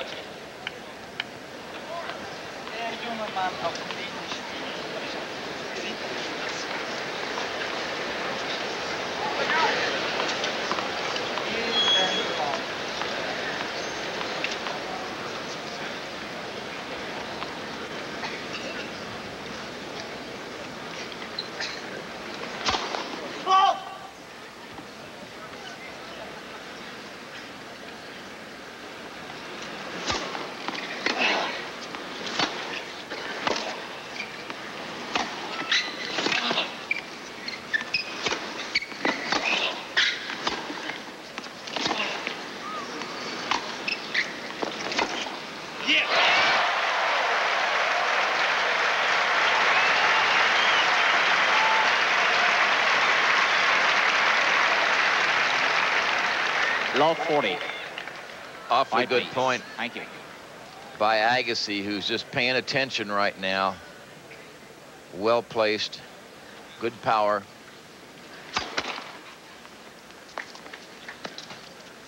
Set point for Agassi. Love 40.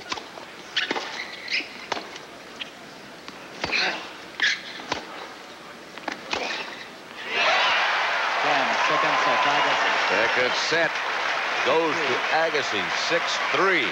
Sets are 1-all.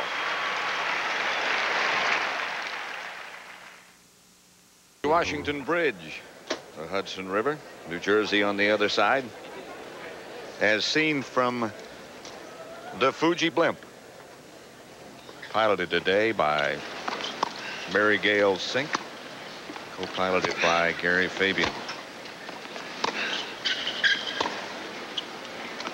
Beautiful day to be up there. You know, beautiful day to be here. Pat, people say, how can this change like this? Why? And so forth. The second set, 15 love. Becker served 37% of his first serves, was 0 for 4 at the net, only going in 4 times, obviously. 4 winners and 17 unforced errors. That's how.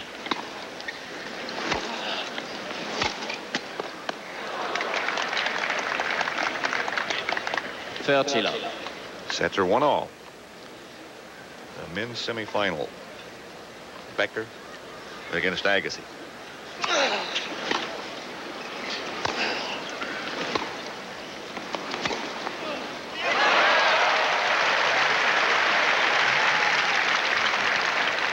Love.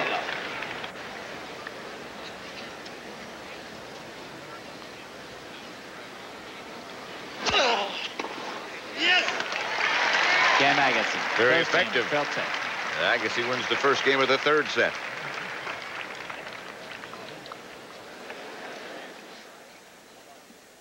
National Tennis Center, Becker and Agassi. Third set. Agassi won the first game. Becker serving now. 15 love.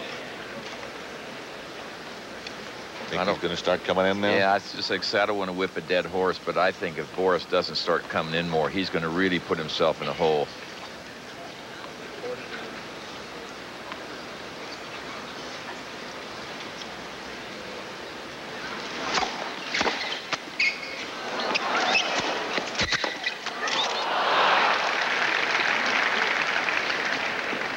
30 love.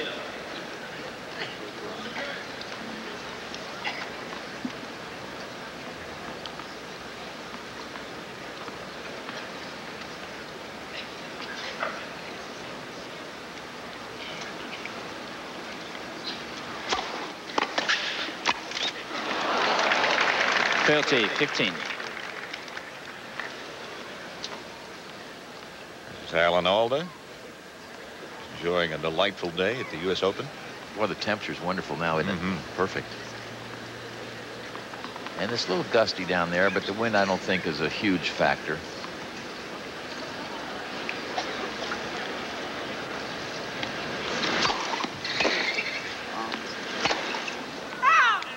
$30.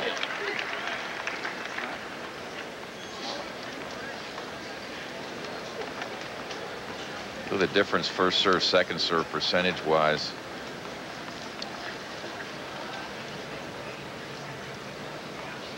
That's why one set went to Becker and one went to Agassi. That's one of the reasons.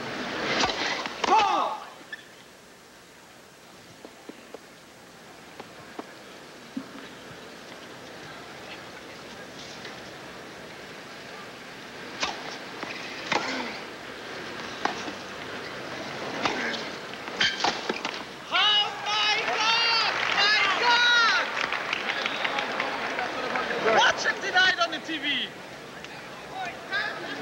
30-40. We don't have a highlight show tonight, I don't think. Can't watch it on TV. He said that before in these last 2 weeks. I'm not used to seeing him bark at the umpires. This will not endear him to the crowd if he keeps doing it either. They'll finally get on him a little bit. I don't even think it was close to being out either.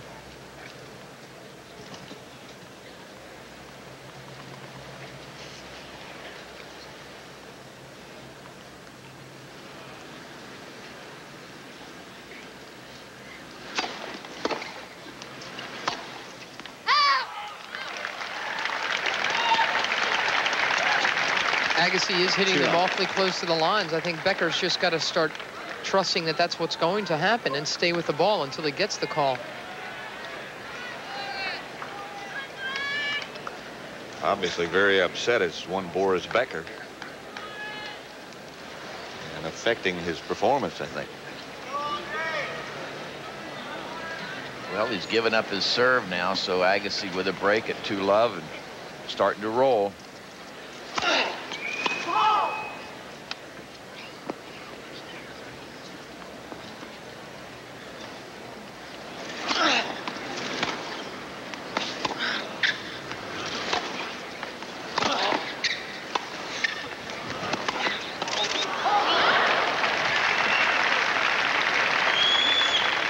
A reminder that tomorrow 15. here at the U.S. Open, the men's final after football as the NFL kicks off its season of 1990. Should be around 4 o'clock.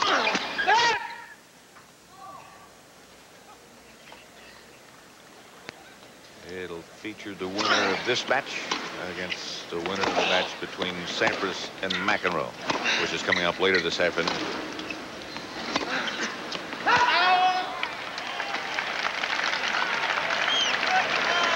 Love 30.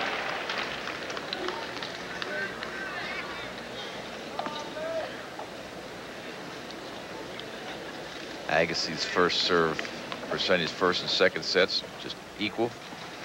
Doing a good job. Those are very high numbers.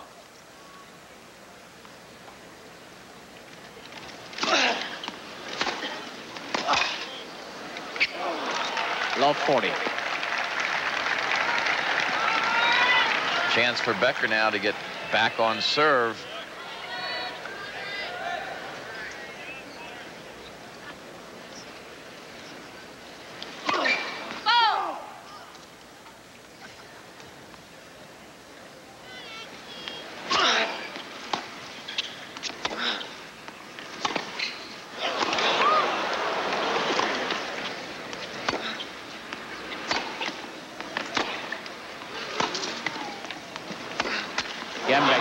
And he does. Agassi leads 2-1.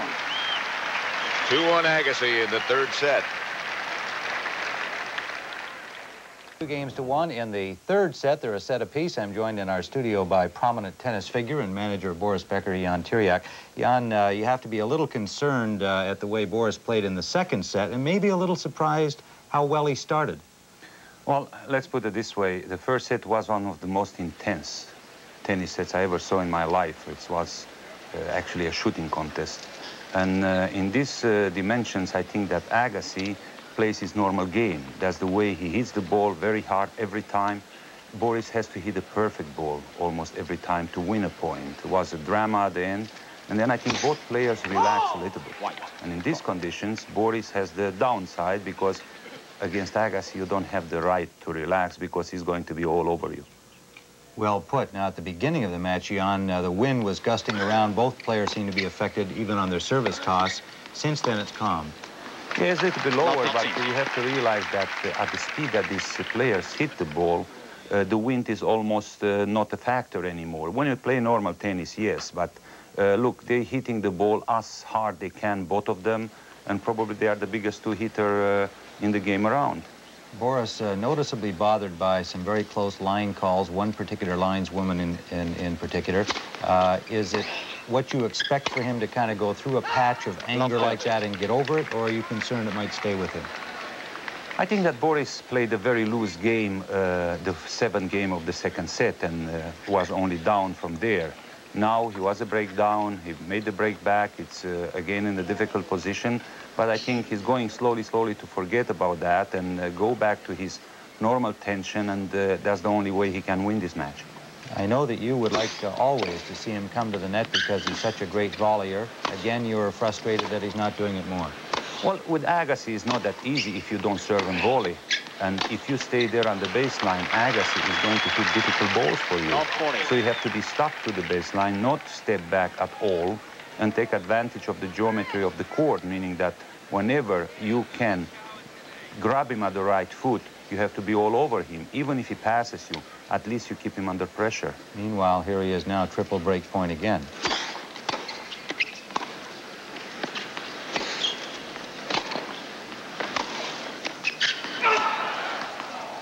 Got one of them back. 15-40. He seems to have dug himself several holes as the match has proceeded, and yet he seems to thrive on that. When you sit and watch him, do you still have the confidence that somehow he's going to pull it out? Well, Boris is a player that never stops to amaze you. You know, he comes out from any situation. I think that he has a very difficult match. I think that Andre is taking all the chances. If you look at him, he's staying on the baseline to return Boris' serve. And I wonder, wouldn't it be better Boris to serve much more straight to him than to try and serve left and right? Agassi is probably, after Jimmy Connors, the guy with the sight that can pick the ball right away when he gets from his opponent's racket. And that, I think, that makes his return so fast and so dangerous. So don't let him have a swing at it, try and jam him more. I mean, he has to get out of the way if that ball comes with 120 miles straight to him, doesn't he? Third break point. Two of them saved by Becker.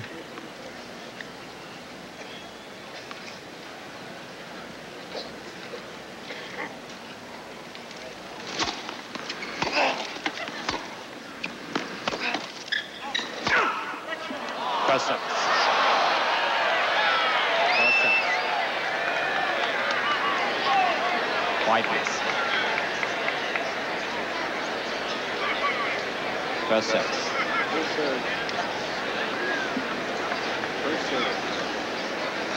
Replaying the point. Quietly, ladies and gentlemen. Thank you.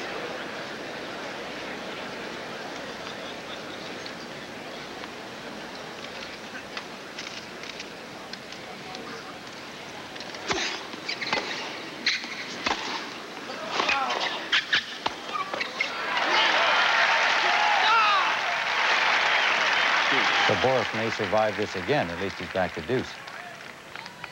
Well, how I said before, I think that his serve is instrumental. I think he had a very good percentage in the first set, though they went to the tie-break, and he had a low percentage in the second.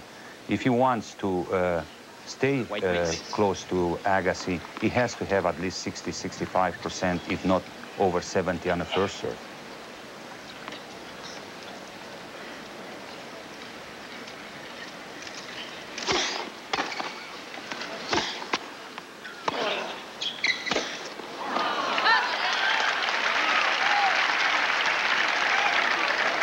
advantage, Agassi. Becker's own special brand of brinkmanship. Is this the most critical game in this set? And could it indeed perhaps be in the match?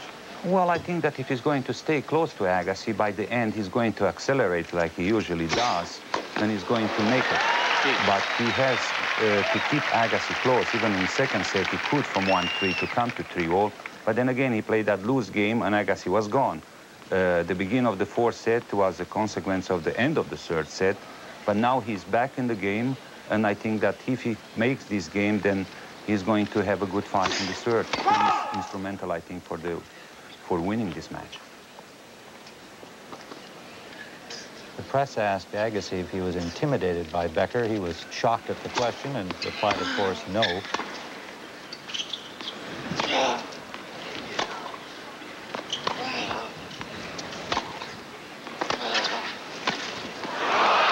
Do you have any sense that Agassi has any intimidation factor involved here? Well, I don't think so, because Agassi plays his own game. He doesn't change his game against anybody, so it's just a matter of tennis. This player played before. They are more or less the same age, both of them. They know what to expect one from another. They won against each other. They lost against each other. Of course, it's very important. It's the semifinal of the U.S. Open. You might have the winner of this match winning the U.S. Open. For Agassi, probably is more important than for Boris. But put it this way, Boris would like nothing more than to win this U.S. Open again. There's the break for Agassi. Let's look at that point again. Well played by Andre Agassi for a 3-1 lead here in the third. And Becker coming to the net this time, yeah. He's coming, but again, you see, that's the consequence. Or you put the volley good enough away, or if not, Agassi is going to put in that 2 square inches the ball next time, and you're gone. Okay. Thank you, Jan Tiriac, for joining us. I know you want to get back out there and watch it out on the court. Jan Tiriac, back to you, Pat, Tony, Mary. All right, Tim, thank you. Thank you, Ian. That's the situation right now. Sets are 1-all, but Agassi's up 3-1 in the third.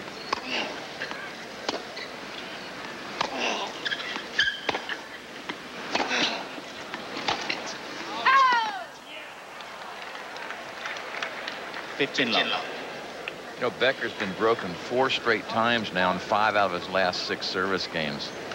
That's amazing. He has to either change his pattern of serving, style meaning speed and where he's placing it, do something to break Agassi down.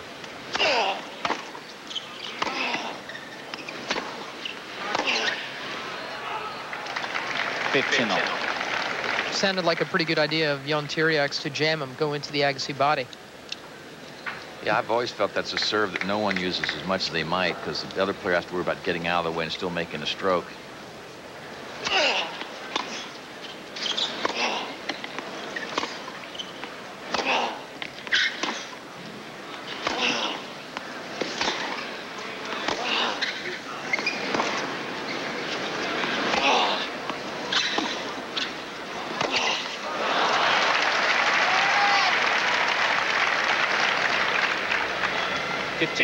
Filthy.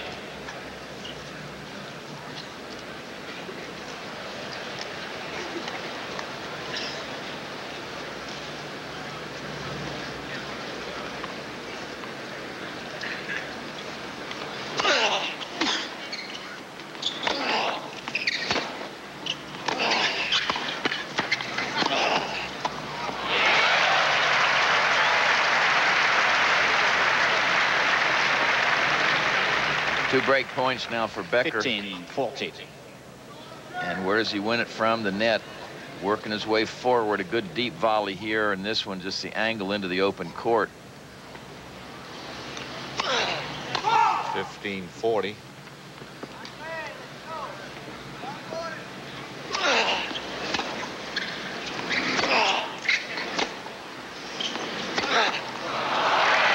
There's his break. Again, Becker.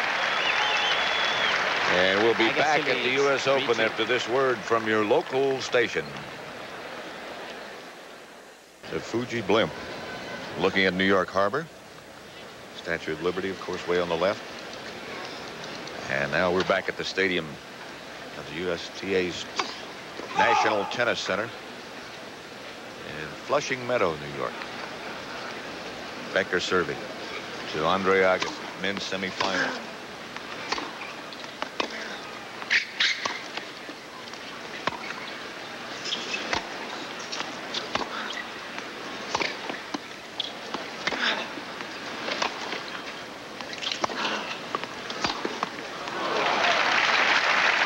Let's go up on the top of the stadium to John Dockery. Love 15. Thank you, Pat. I'm high above the stadium with a former U.S. Open champion doing commentary for Scansat TV3. And Mats, could I talk to you for a moment? I know you're in the middle of your commentary. What about this match? What about Boris Becker looks so good and in one set and then kind of loses it? Well, I think the first set, I think Agassi was I thought Agassi was playing a little better than Boris did. I think just Boris won the important points. And I think the first set was, you know, it was great tennis. And I think now it's maybe the level has gone down a little bit. But I think so far, I think Agassi has looked a little bit better than Boris. I know this is your first TV commentary. How has it been? It's been pretty good. It's a lot of fun. I don't know if it's something that I would do in the future after my career, but it's different to see it from this angle. Now, Mats Wilander, I know you lost early to Brad Gilbert. Obviously going to continue to play tennis. What are you coming back for? I just want to try and get back and play good tennis again and enjoy the game that I've done my whole life. And you know, I think here I played a pretty good match against Brad. He won the big points, and I think you can see on this match that that's what decides the whole match, is that winning the big points is important. One last question tonight. It's McEnroe and Sampras. How do you see it? Well, I think it's a very open match. I think McEnroe has looked very good, and I think Sampras has looked very good. I think one of the advantages for McEnroe is that he's used to being in the situation he's in, and I saw the match the other night against David Wheat, and I think he looked pretty nervous, and that could happen to Sampras as well, but I think McEnroe's got a good chance. And thank you very much. Good luck to you. 15. Third ace by Becker. Thank you, John. Mott sounded very comfortable, didn't he? Yeah. Like to see him rekindle the spirit and get back. He's a good guy, was a good champion, won 3 Grand Slams in 1 year.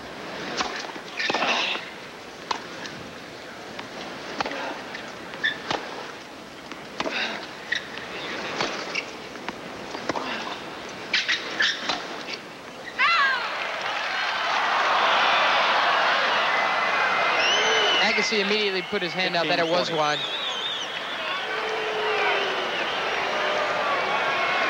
I've never seen Boris Becker this anxious on line call after line call after line call. He's starting to feel the pressure. And the people are going to get on his back, as we predicted earlier. He's done this too much. Bruno Ribot, by the way, is a German, our umpire right there. Here's another look. Boris is going to go down the line with his backhand. And Agassi immediately calls it wide himself. Watch Agassi. Well, oh, you can't see it, but that's pretty close. That's what happens when you think you've gotten some bad calls. This preys on your mind. Anything close, you think you're getting ripped off. And I think the linesperson who makes the call doesn't want to take the risk of seeming to be intimidated by anybody. 2 break points now for Agassi.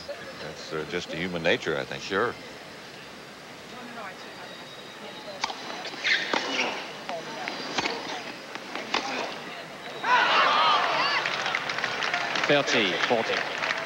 Situation is the third set. Becker serving. Agassi still has a break point. Becker serving at 2-3. Sets are 1 apiece. We've had 4 breaks in this set. 4 straight breaks. That's remarkable.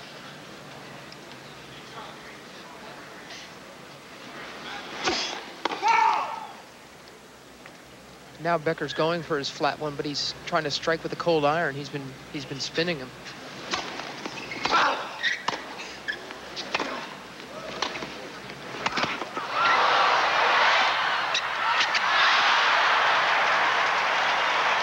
Look at Becker. He's still screaming. That was bad luck for Agassi because he was in a good volleying position. And if his volley doesn't catch the top of the net, he would have been in great shape. Right here, he closes in, tries to go down the line. Now he's on the defensive, real close to Becker. And Becker fakes it. Cross-court goes down the line.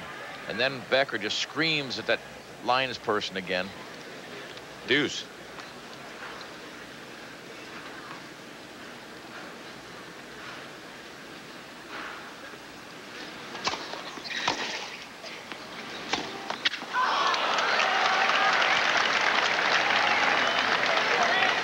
Advantage, Agassi.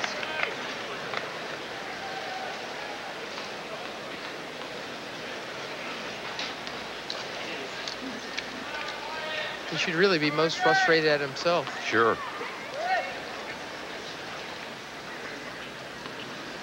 This is the price you pay, I think, for being as drama-prone as Becker is.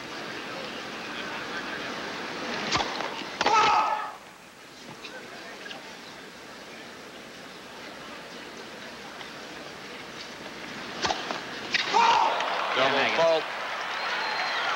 That's his third. He is really upset at himself and at what he thinks are unfair line calls.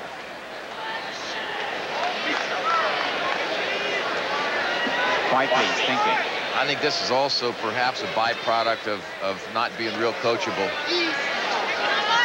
You know, he's a strong-willed guy, and the people in his camp have tried to talk him into playing a different style than he's playing, and he's paying the price.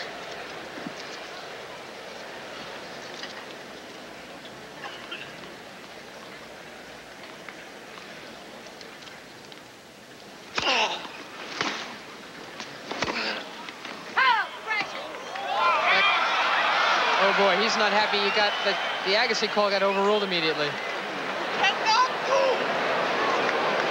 Andre, you know what they're doing? Now since 2 hours and a half, they have to make 10 bad calls. 10 bad calls and I was out. Here was clear 2 balls. Yeah, but it's so bad. It's so bad. Yeah, so what are we doing now with that call? Yeah, but I mean, what are they doing? What are they doing? What is it here?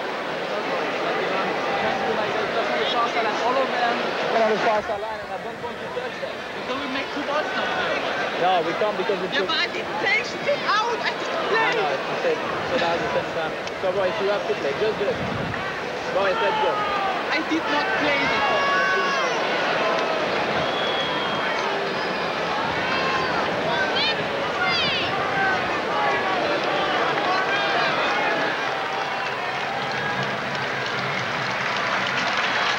Shot again. This shot here got overruled. Becker said he didn't play the ball, so he wants 2 balls played. Bruno Rabot disagrees. He says we're not going to play 2 on that, even though it was an overrule, because it was a winner. Coach Bob Brett, there's the lineswoman who made an out call and quickly reversed it. Thank you.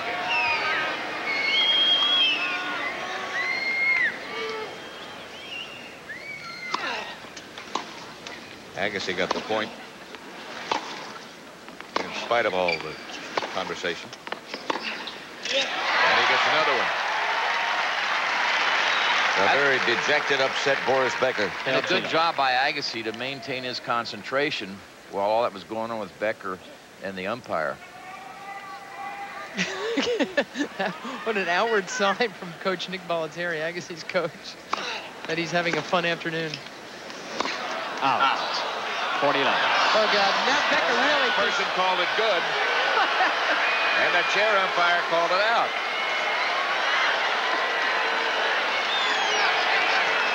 Look at him. He's saying, you guys are killing me. You're killing me. He says, I'm not playing anymore.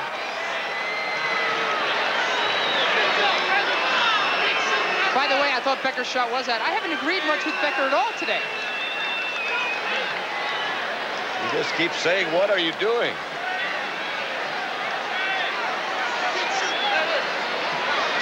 Here's a shot. I think it floated long. Watch where Andre's trying to hit it from. Yeah, I think that missed. Quiet, please. Thank you. 40 love. Chance for a 5-2 lead in the third.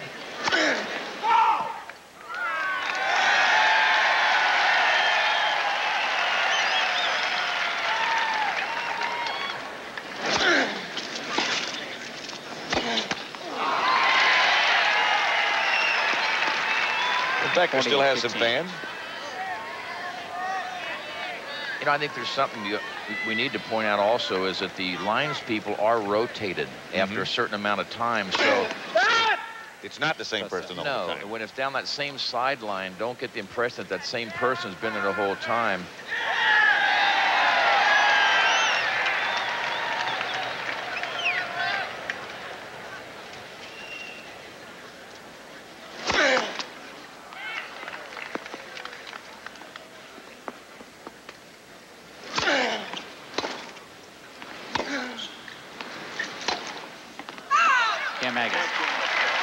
And it's a 5-2 lead in the third set for Andre Agassi. Beyond the court, ready to play. Boris Becker in controversy and arguments with the lines people. And it's down 2-5 in the third set. Sets you 1-all.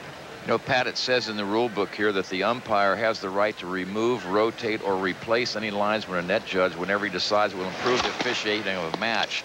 So they do have that authority. I'm not suggesting that should be done here. I'm not saying they're right or wrong, the lines people, but if you ever got to a point where the chair umpire thought that one person was making too many mistakes a week, they can change them or rotate them, do whatever they need to do. I just don't think they've been that bad. I think it's Becker who's been out of line. I agree with you. Beating up on the lines people. He's the one who's missing. Anyone else ever see him lose 5 straight service games? 6 of his last 7? It's got nothing to do with the men and women in blue.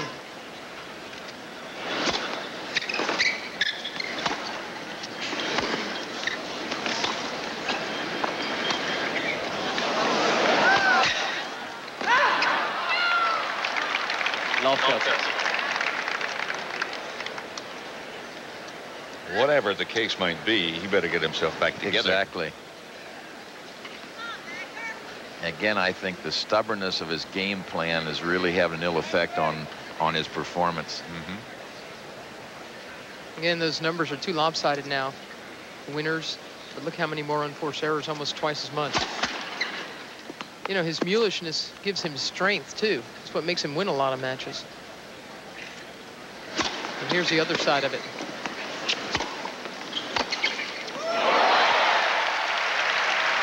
I just love the way Andre Agassi has weathered all of this. The controversies, the firestorms that Becker's thrown up. He's just stayed the course so true. His return game continues to dazzle. Glistening sequences of winners from Andre Agassi.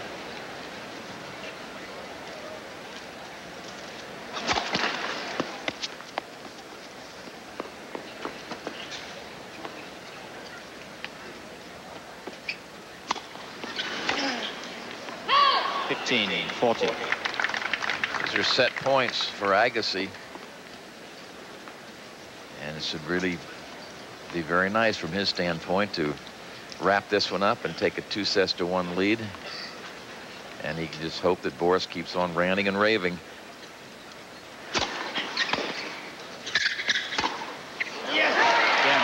Agassi. 6-2. Agassi leads by 2 sets to. A very mature match that Andre Agassi is putting together after what could have been a devastating first set tiebreak loss. He's won the next 2 easily. I don't know about you, but Mary just gave me a new word. Mulishness. Yes. I know what you mean.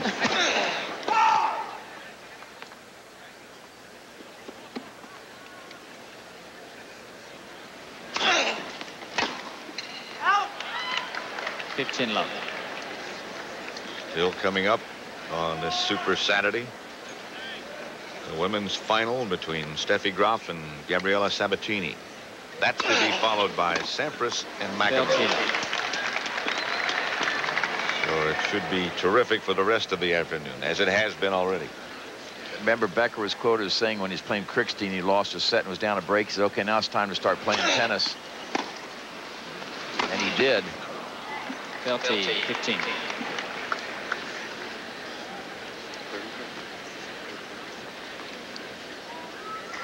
2 hours and 29 minutes they've been at it.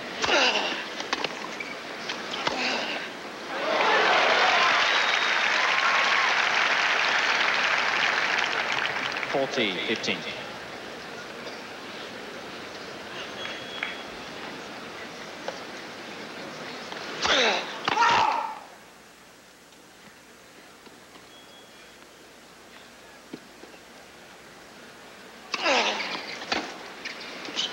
Game Agassi. First game, 4 set. Game to Agassi. He wins the first game of set number 4.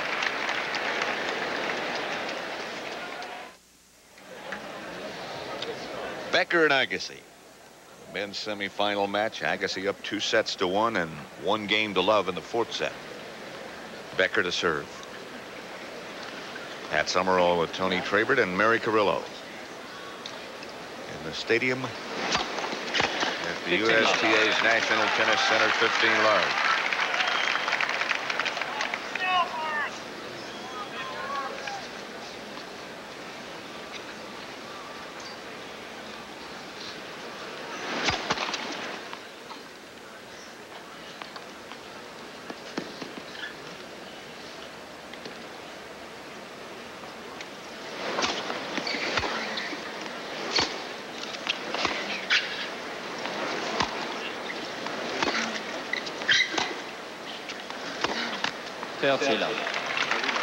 College football in full swing.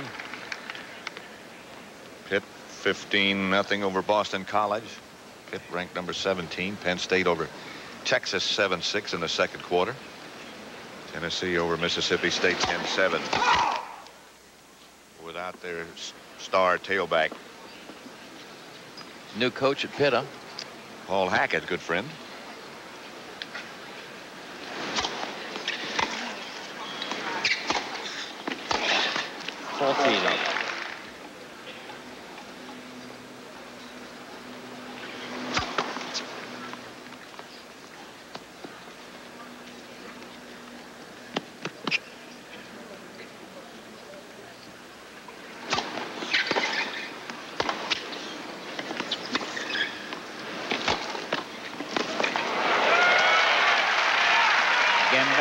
Game to Becker.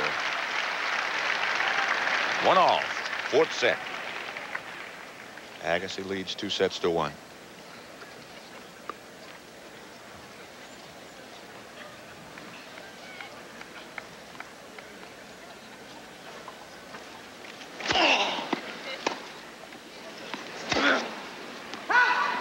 Love 15.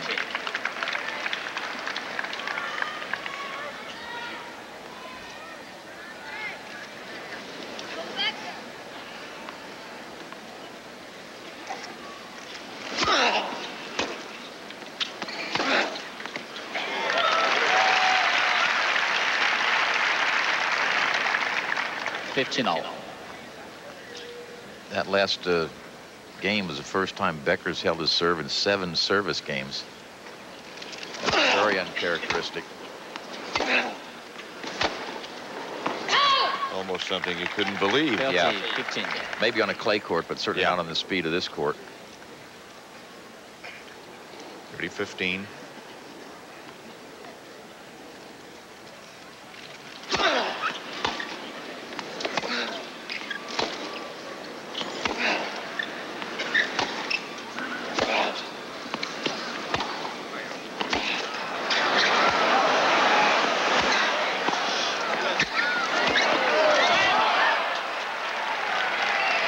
He thinks he got a bad call on that same sideline. That's it. And look at him. He's not making much of it. Right there. That looked well out. She's saying unsighted. The lines person in the back said unsighted, not that one.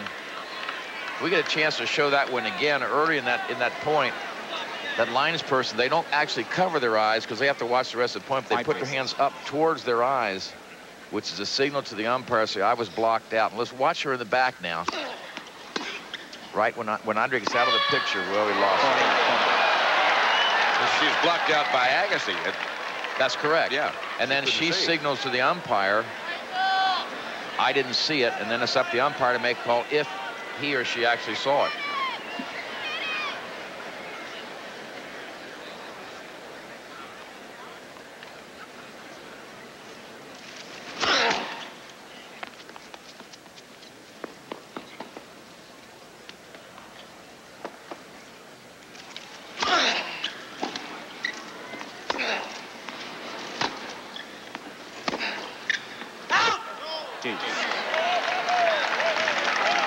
Go back and look at that controversial point again. And watch the line person behind Agassi now. Once he hits the ball and moves out of the way, watch her hands. Watch where she places her hands. That says unsighted. I couldn't see it. I was blocked out. And then it's up to the umpire if, in fact, he thinks the ball's out to make the call.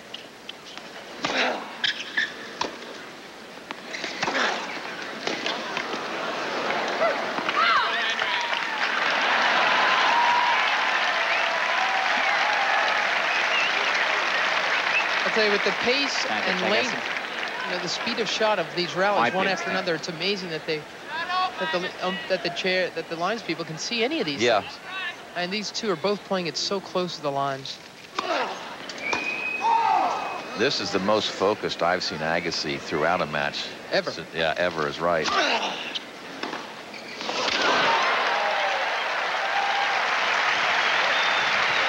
That one is pretty hard to focus on. Here's another look.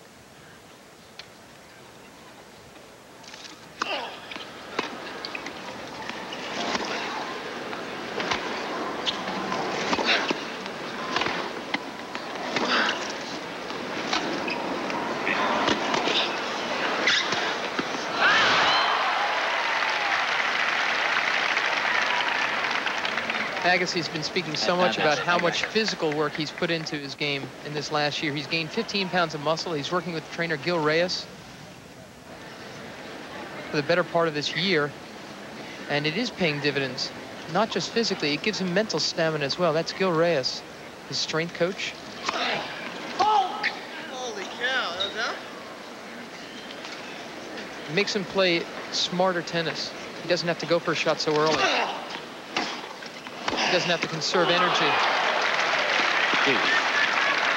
Yeah, he'll keep a rally going. He'll keep the ball in the court better. And you can chase everything. Chase him down, exactly. You say, I'm as tough as he is. I can stay there as long as it takes. And that helps you mentally for sure.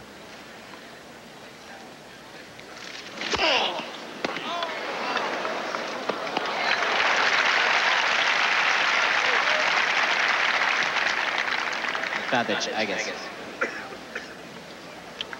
1-1 in the fourth set. Agassi up 2-1.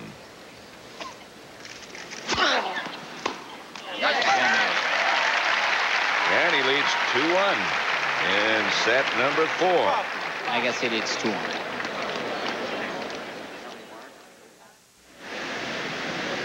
This is a site, Flushing Meadow Park, Corona Park, of the World's Fair. Years have passed. It's the Unisphere that was sort of the center of it. Agassi up 2-1 in the fourth set. Becker to serve. Agassi leads 2-1.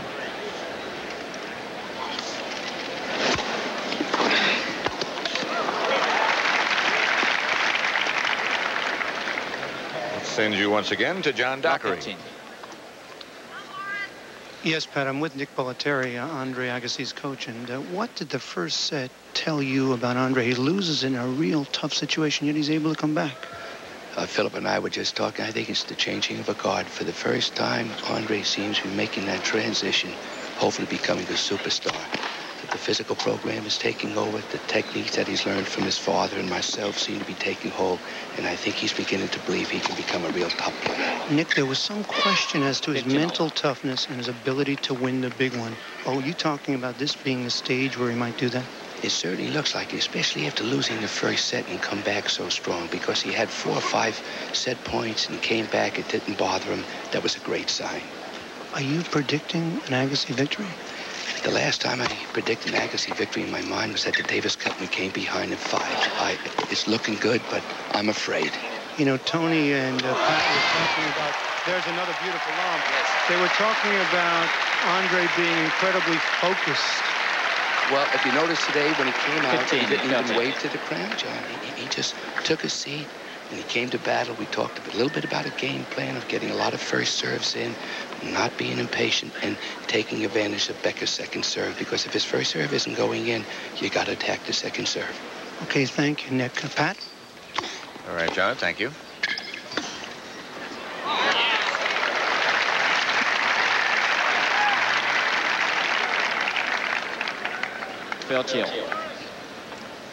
Fluctuating first serve by Becker, 61%, 37, 55, 43. That's one of the problems why he's in the situation he's in right now.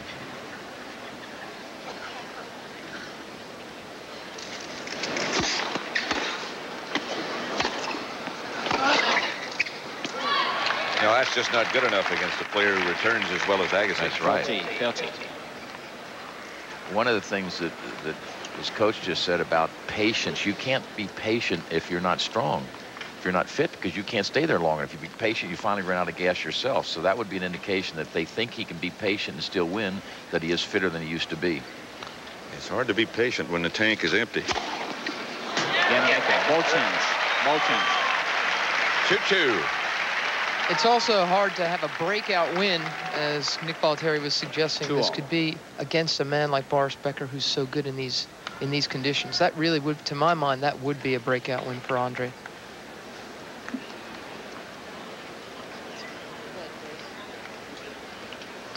Again, this is something Agassi's been working on all year long.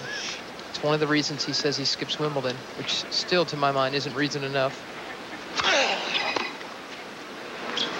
He thinks this is as big as it gets. And he's playing like it.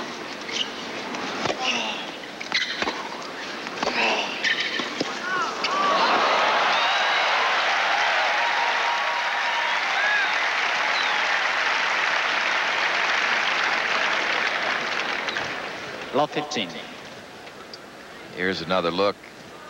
When Becker gets in and gets this high backhand volley, cuts a good angle. No way Agassi could get to it. 15-0.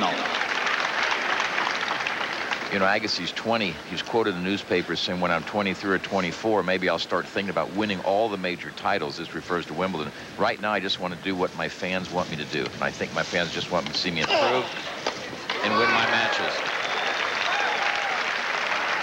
30-15. But they want to see more than that. They want Agassi to be a winner. Of course they do. He's got to know that by now. And I think deep down, that's what he really wants, too. He wants to prove that he can play with anybody on any surface.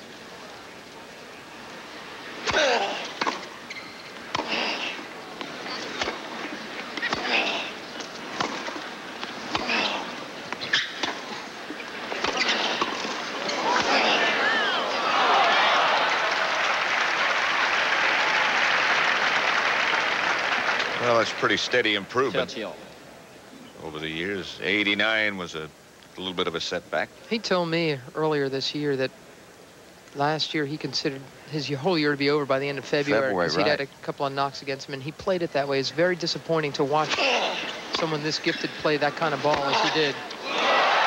This year it's been very different. And this match... Spectacular shot right there. Yeah, because look where Agassi is. He's way behind the baseline, maybe 3, 4, 5 steps. And to pull that ball cross court, notice where it landed right in the corner of the service box. So we had a good angle on it.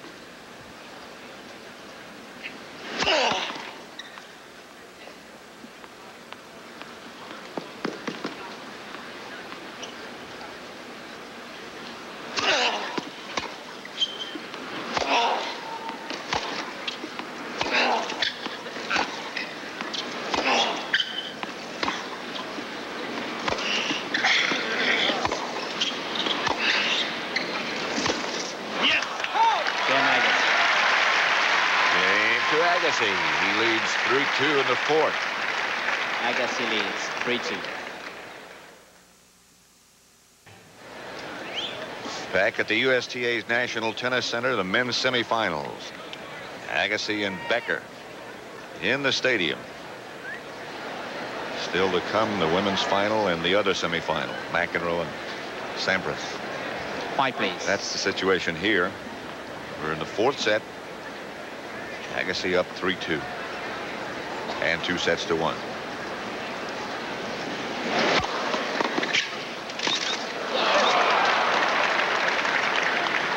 Well, it would be hard to say. It's what you expected, I think. Well, it's interesting to watch Becker now. To me, he's minding his P's and Q's. He's in trouble, down 2-1. The question is, has he waited too long to start really paying attention and attacking? I asked Mary Carrillo the same question. It's not what you expected. Actually, oddly enough, Really? I picked him. I picked Agassi to win this one. But, of course, that would only suggest to anybody that it was going to be Becker's win. I mean, I just knew how important this was to Agassi. It's not over yet, unfortunately. This is where Becker shines. But, you know, when we were speaking of Andre just the other game,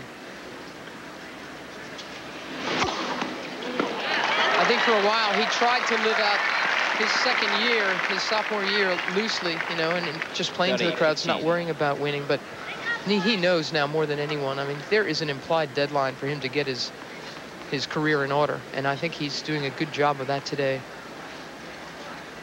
He's still very young. I'm not saying he has to do it here. Sure would be nice for him.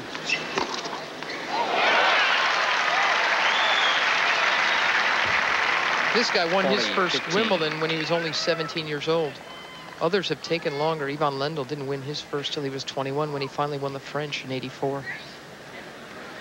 Waited all the way to 21, huh?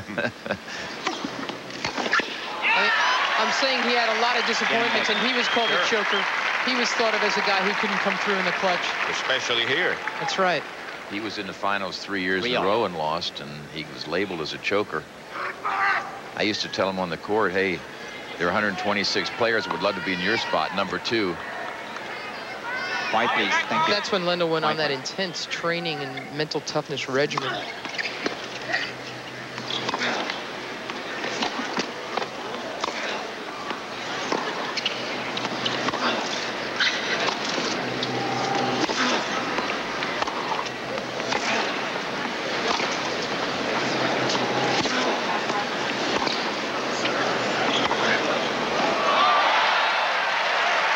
Good.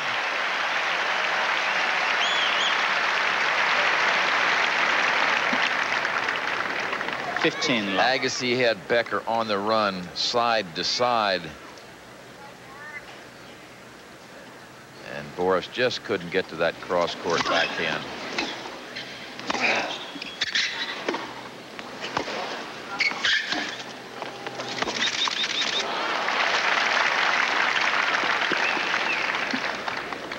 You know, even Becker worried that he was an imposter when he won his first Wimbledon. It was only when he secured his second in a row the very next year and then finally won this last year that he thought he was legitimate. And when he won here last year, he said, now I've proven to everybody that I'm a legitimate tennis player, not just on a grass court. It's 15-all. We're 3-all in the fourth set.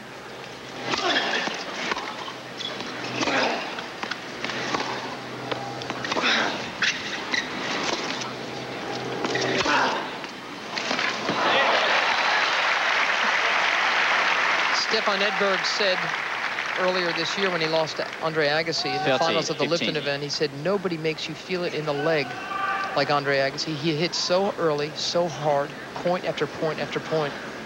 Becker looked tired on that last one. He did.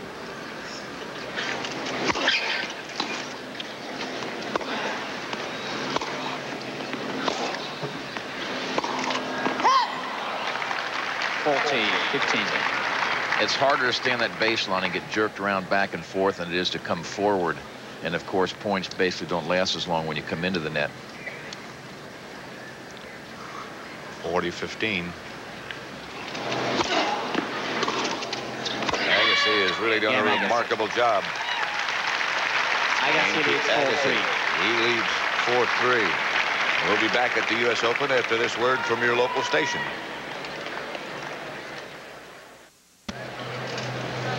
Becker will serve at 3-4.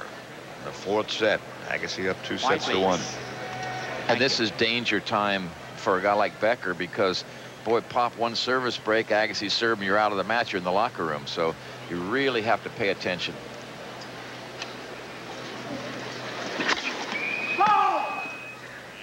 .112 that serves. Becker's starting to go after his first serve a little bit more this last couple of games. He's up to 6 aces now. Love 15. That's his 4th double fault. That one wasn't even close.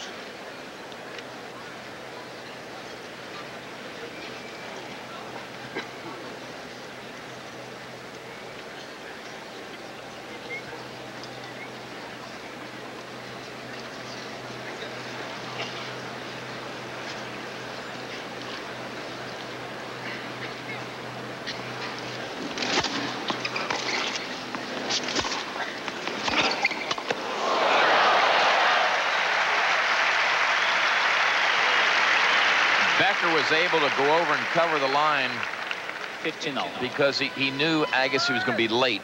He's hit this so hard. Agassi was going to be late arriving. He could only go back down the line. That's why Becker was able to stand there and pick that off.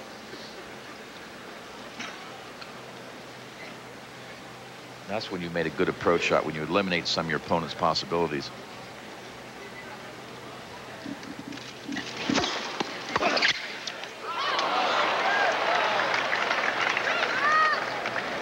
Even when Agassi 30, misses, look 15. how businesslike he is out there. Looks like he's swinging an invisible briefcase with him. Normally, boy, even when he walked down the court, he didn't wave his arms like he usually does. He hasn't mugged for the camera. He hasn't done anything but try to win this match.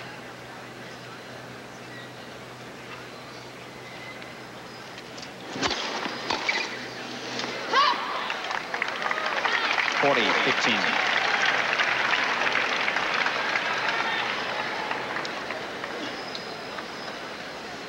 That's how McEnroe used to get when he played Borg. He cut away all the extraneous stuff, knowing he needed every single bit of himself to try to beat the guy. Speaking of McEnroe, we're going to see him later today. Yeah, against Sampras, the other semifinal.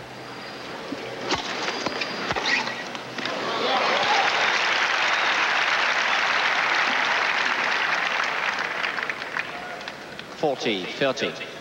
Watch how Agassi steps up on this. He's well inside the baseline. He gets around to hit his forehand, both feet off the ground, just giving everything he had. Hits a clean winner.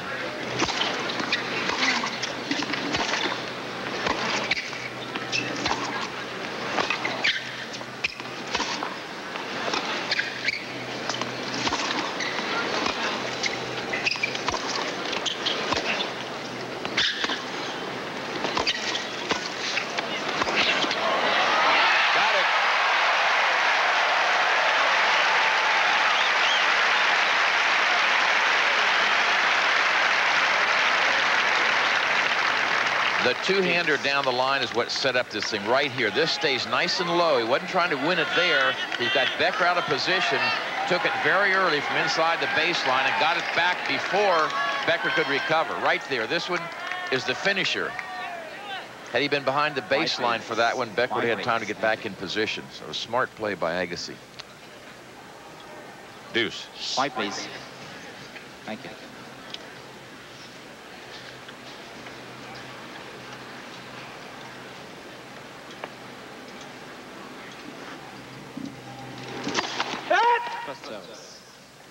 They've been out there 3 hours now.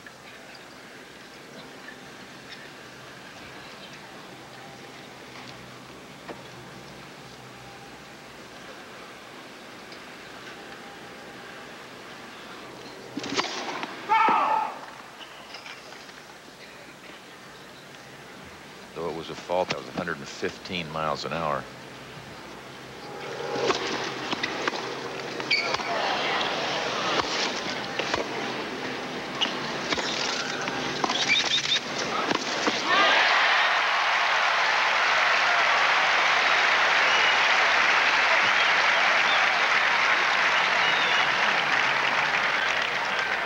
Good lesson for you at home. Watch how Agassi closes. This ball stays up. He keeps on coming to get the ball above the top of the net so he can volley aggressively. Thank you. See how close he was? Thank you. He has a break point.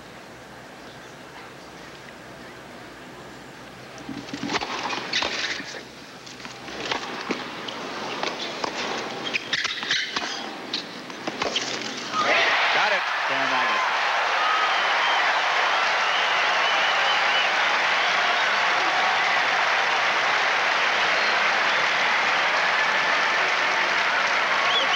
Agassi leads 5-3. Agassi up 5-3 now. Short approach shot. Agassi stayed down nice and quiet on this. Watch how he prepares and doesn't jump. Quiet, please. Thank Kept you. those knees bent throughout the stroke, and he's now serving for the match. Please. Thank you. Becker hasn't broken Quiet, him please, since he ladies got and to gentlemen. 2-3 in the Thank third you. set. Becker won that first set in Thank a you. tie break, 12-10. Since then, it's been Agassi.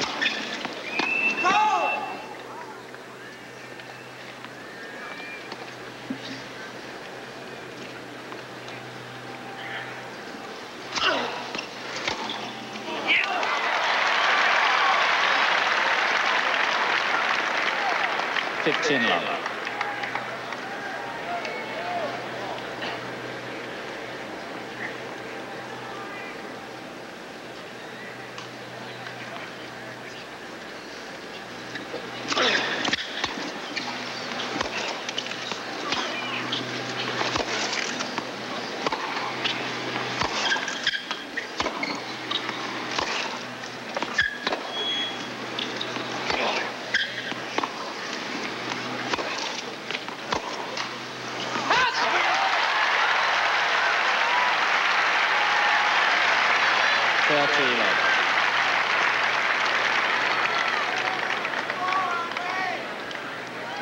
White, please.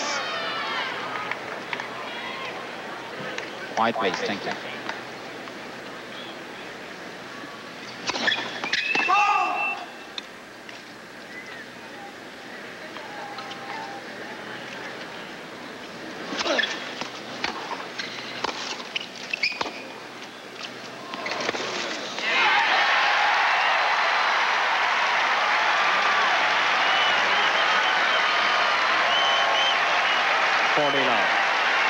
Love, 3 match points.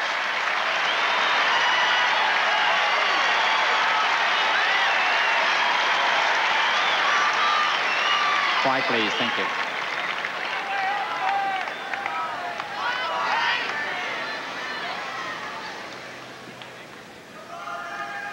Quiet, please.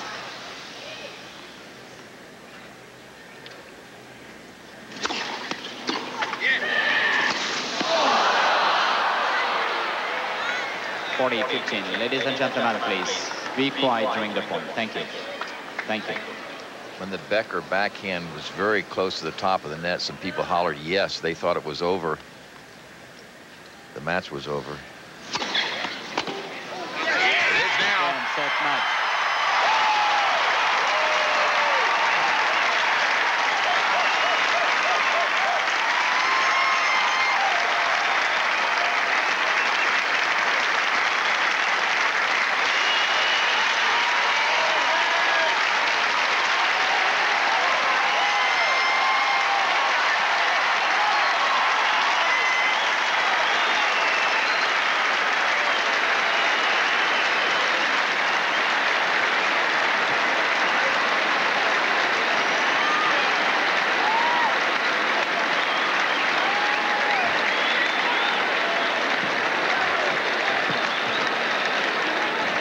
hours, 4 minutes.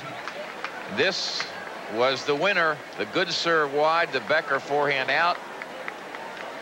And Andre Agassi is in his second Grand Slam final of the year. He lost in the finals to the French.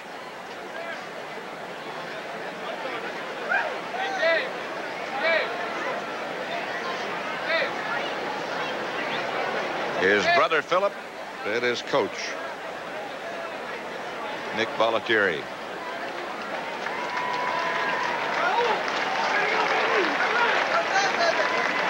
That is his father in an embrace with his son. And right now, let's send you down to Tim Ryan.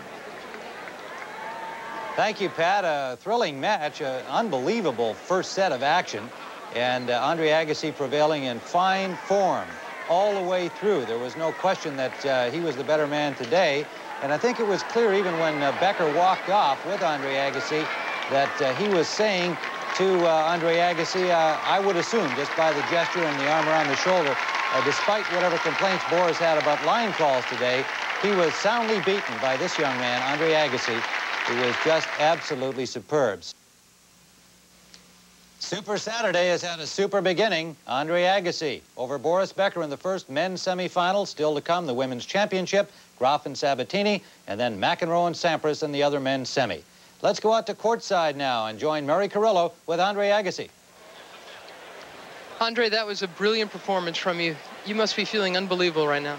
Yeah, I think it really goes unsaid. I've always said that this tournament means more to me than anything, and I've worked so hard for it all year, and I've really set up my summer schedule hoping to come here and perform well, and just coming in here and playing well, and win or lose, I just hitting the ball so well. I just feel great. How is it that that first set didn't knock the stuffing out of you after you had those set points and you came back so well? Yeah, well, I had so many set points, but I knew that it was on his mind that he has to work so hard to beat me that first set, and I knew if I could just keep that level of intensity, one of us was obviously not gonna make it, and you can look at that set two ways. Oh darn, I lost out. Now look how far down I am. Or you could say, hey, I'm really working on this guy's mind, and I felt like I wanted to keep him out here a long time, and it paid off for me. You obviously did work on Boris's mind. Have you ever seen him so crabby out there? He was reacting to the line calls, and you just stayed the course. Yeah, I sure did, but there was a lot of close line calls, and Boris hasn't been playing the greatest this week. I think he definitely picked up his game today, but he's been edgy a little bit here and there in most of his matches, and just seeing that out here definitely gave me more confidence. But it was still a question of me playing my tennis and not worrying about what he's doing. Andre, match points seemed like almost a religious experience to you when you finally won that. Can you talk about what it was like? Well, yeah, I don't know if anybody out there remembers me playing Becker in Germany. I was up 7-6, 7-6, 6-5 serving for it. I ended up losing the match. And coming here serving for the match, I was just saying, just stay cool, and just play your tennis. Just keep doing what got you here. And after I won the match, it wasn't so much a question of, yeah, I beat him. It was more a question of, it's over. And just a question of appreciation and just thankfulness. What did you say to him when it was all over? What did he say to you? I just tried saying, hey, good fight, man. And then he said, you played unbelievable. So you got to appreciate that sportsmanship. Well, he was right about that. Does this, can you get over this and be ready for tomorrow's final? That's what I came here for, Mary. I went to the French Open. I got to the finals. It was a disappointing but yet encouraging final. And, here I'm going to come out here tomorrow just shooting my guns. And, fortunately, the person in the finals on the other side is going to be just as excited to be there as me. Smile your smile. You deserve it. Well done, Andre. Thank you. Back to you, Tim. 20-year-old Andre Agassi has shown plenty of potential since his junior days, and he has realized it here at the U.S. Open.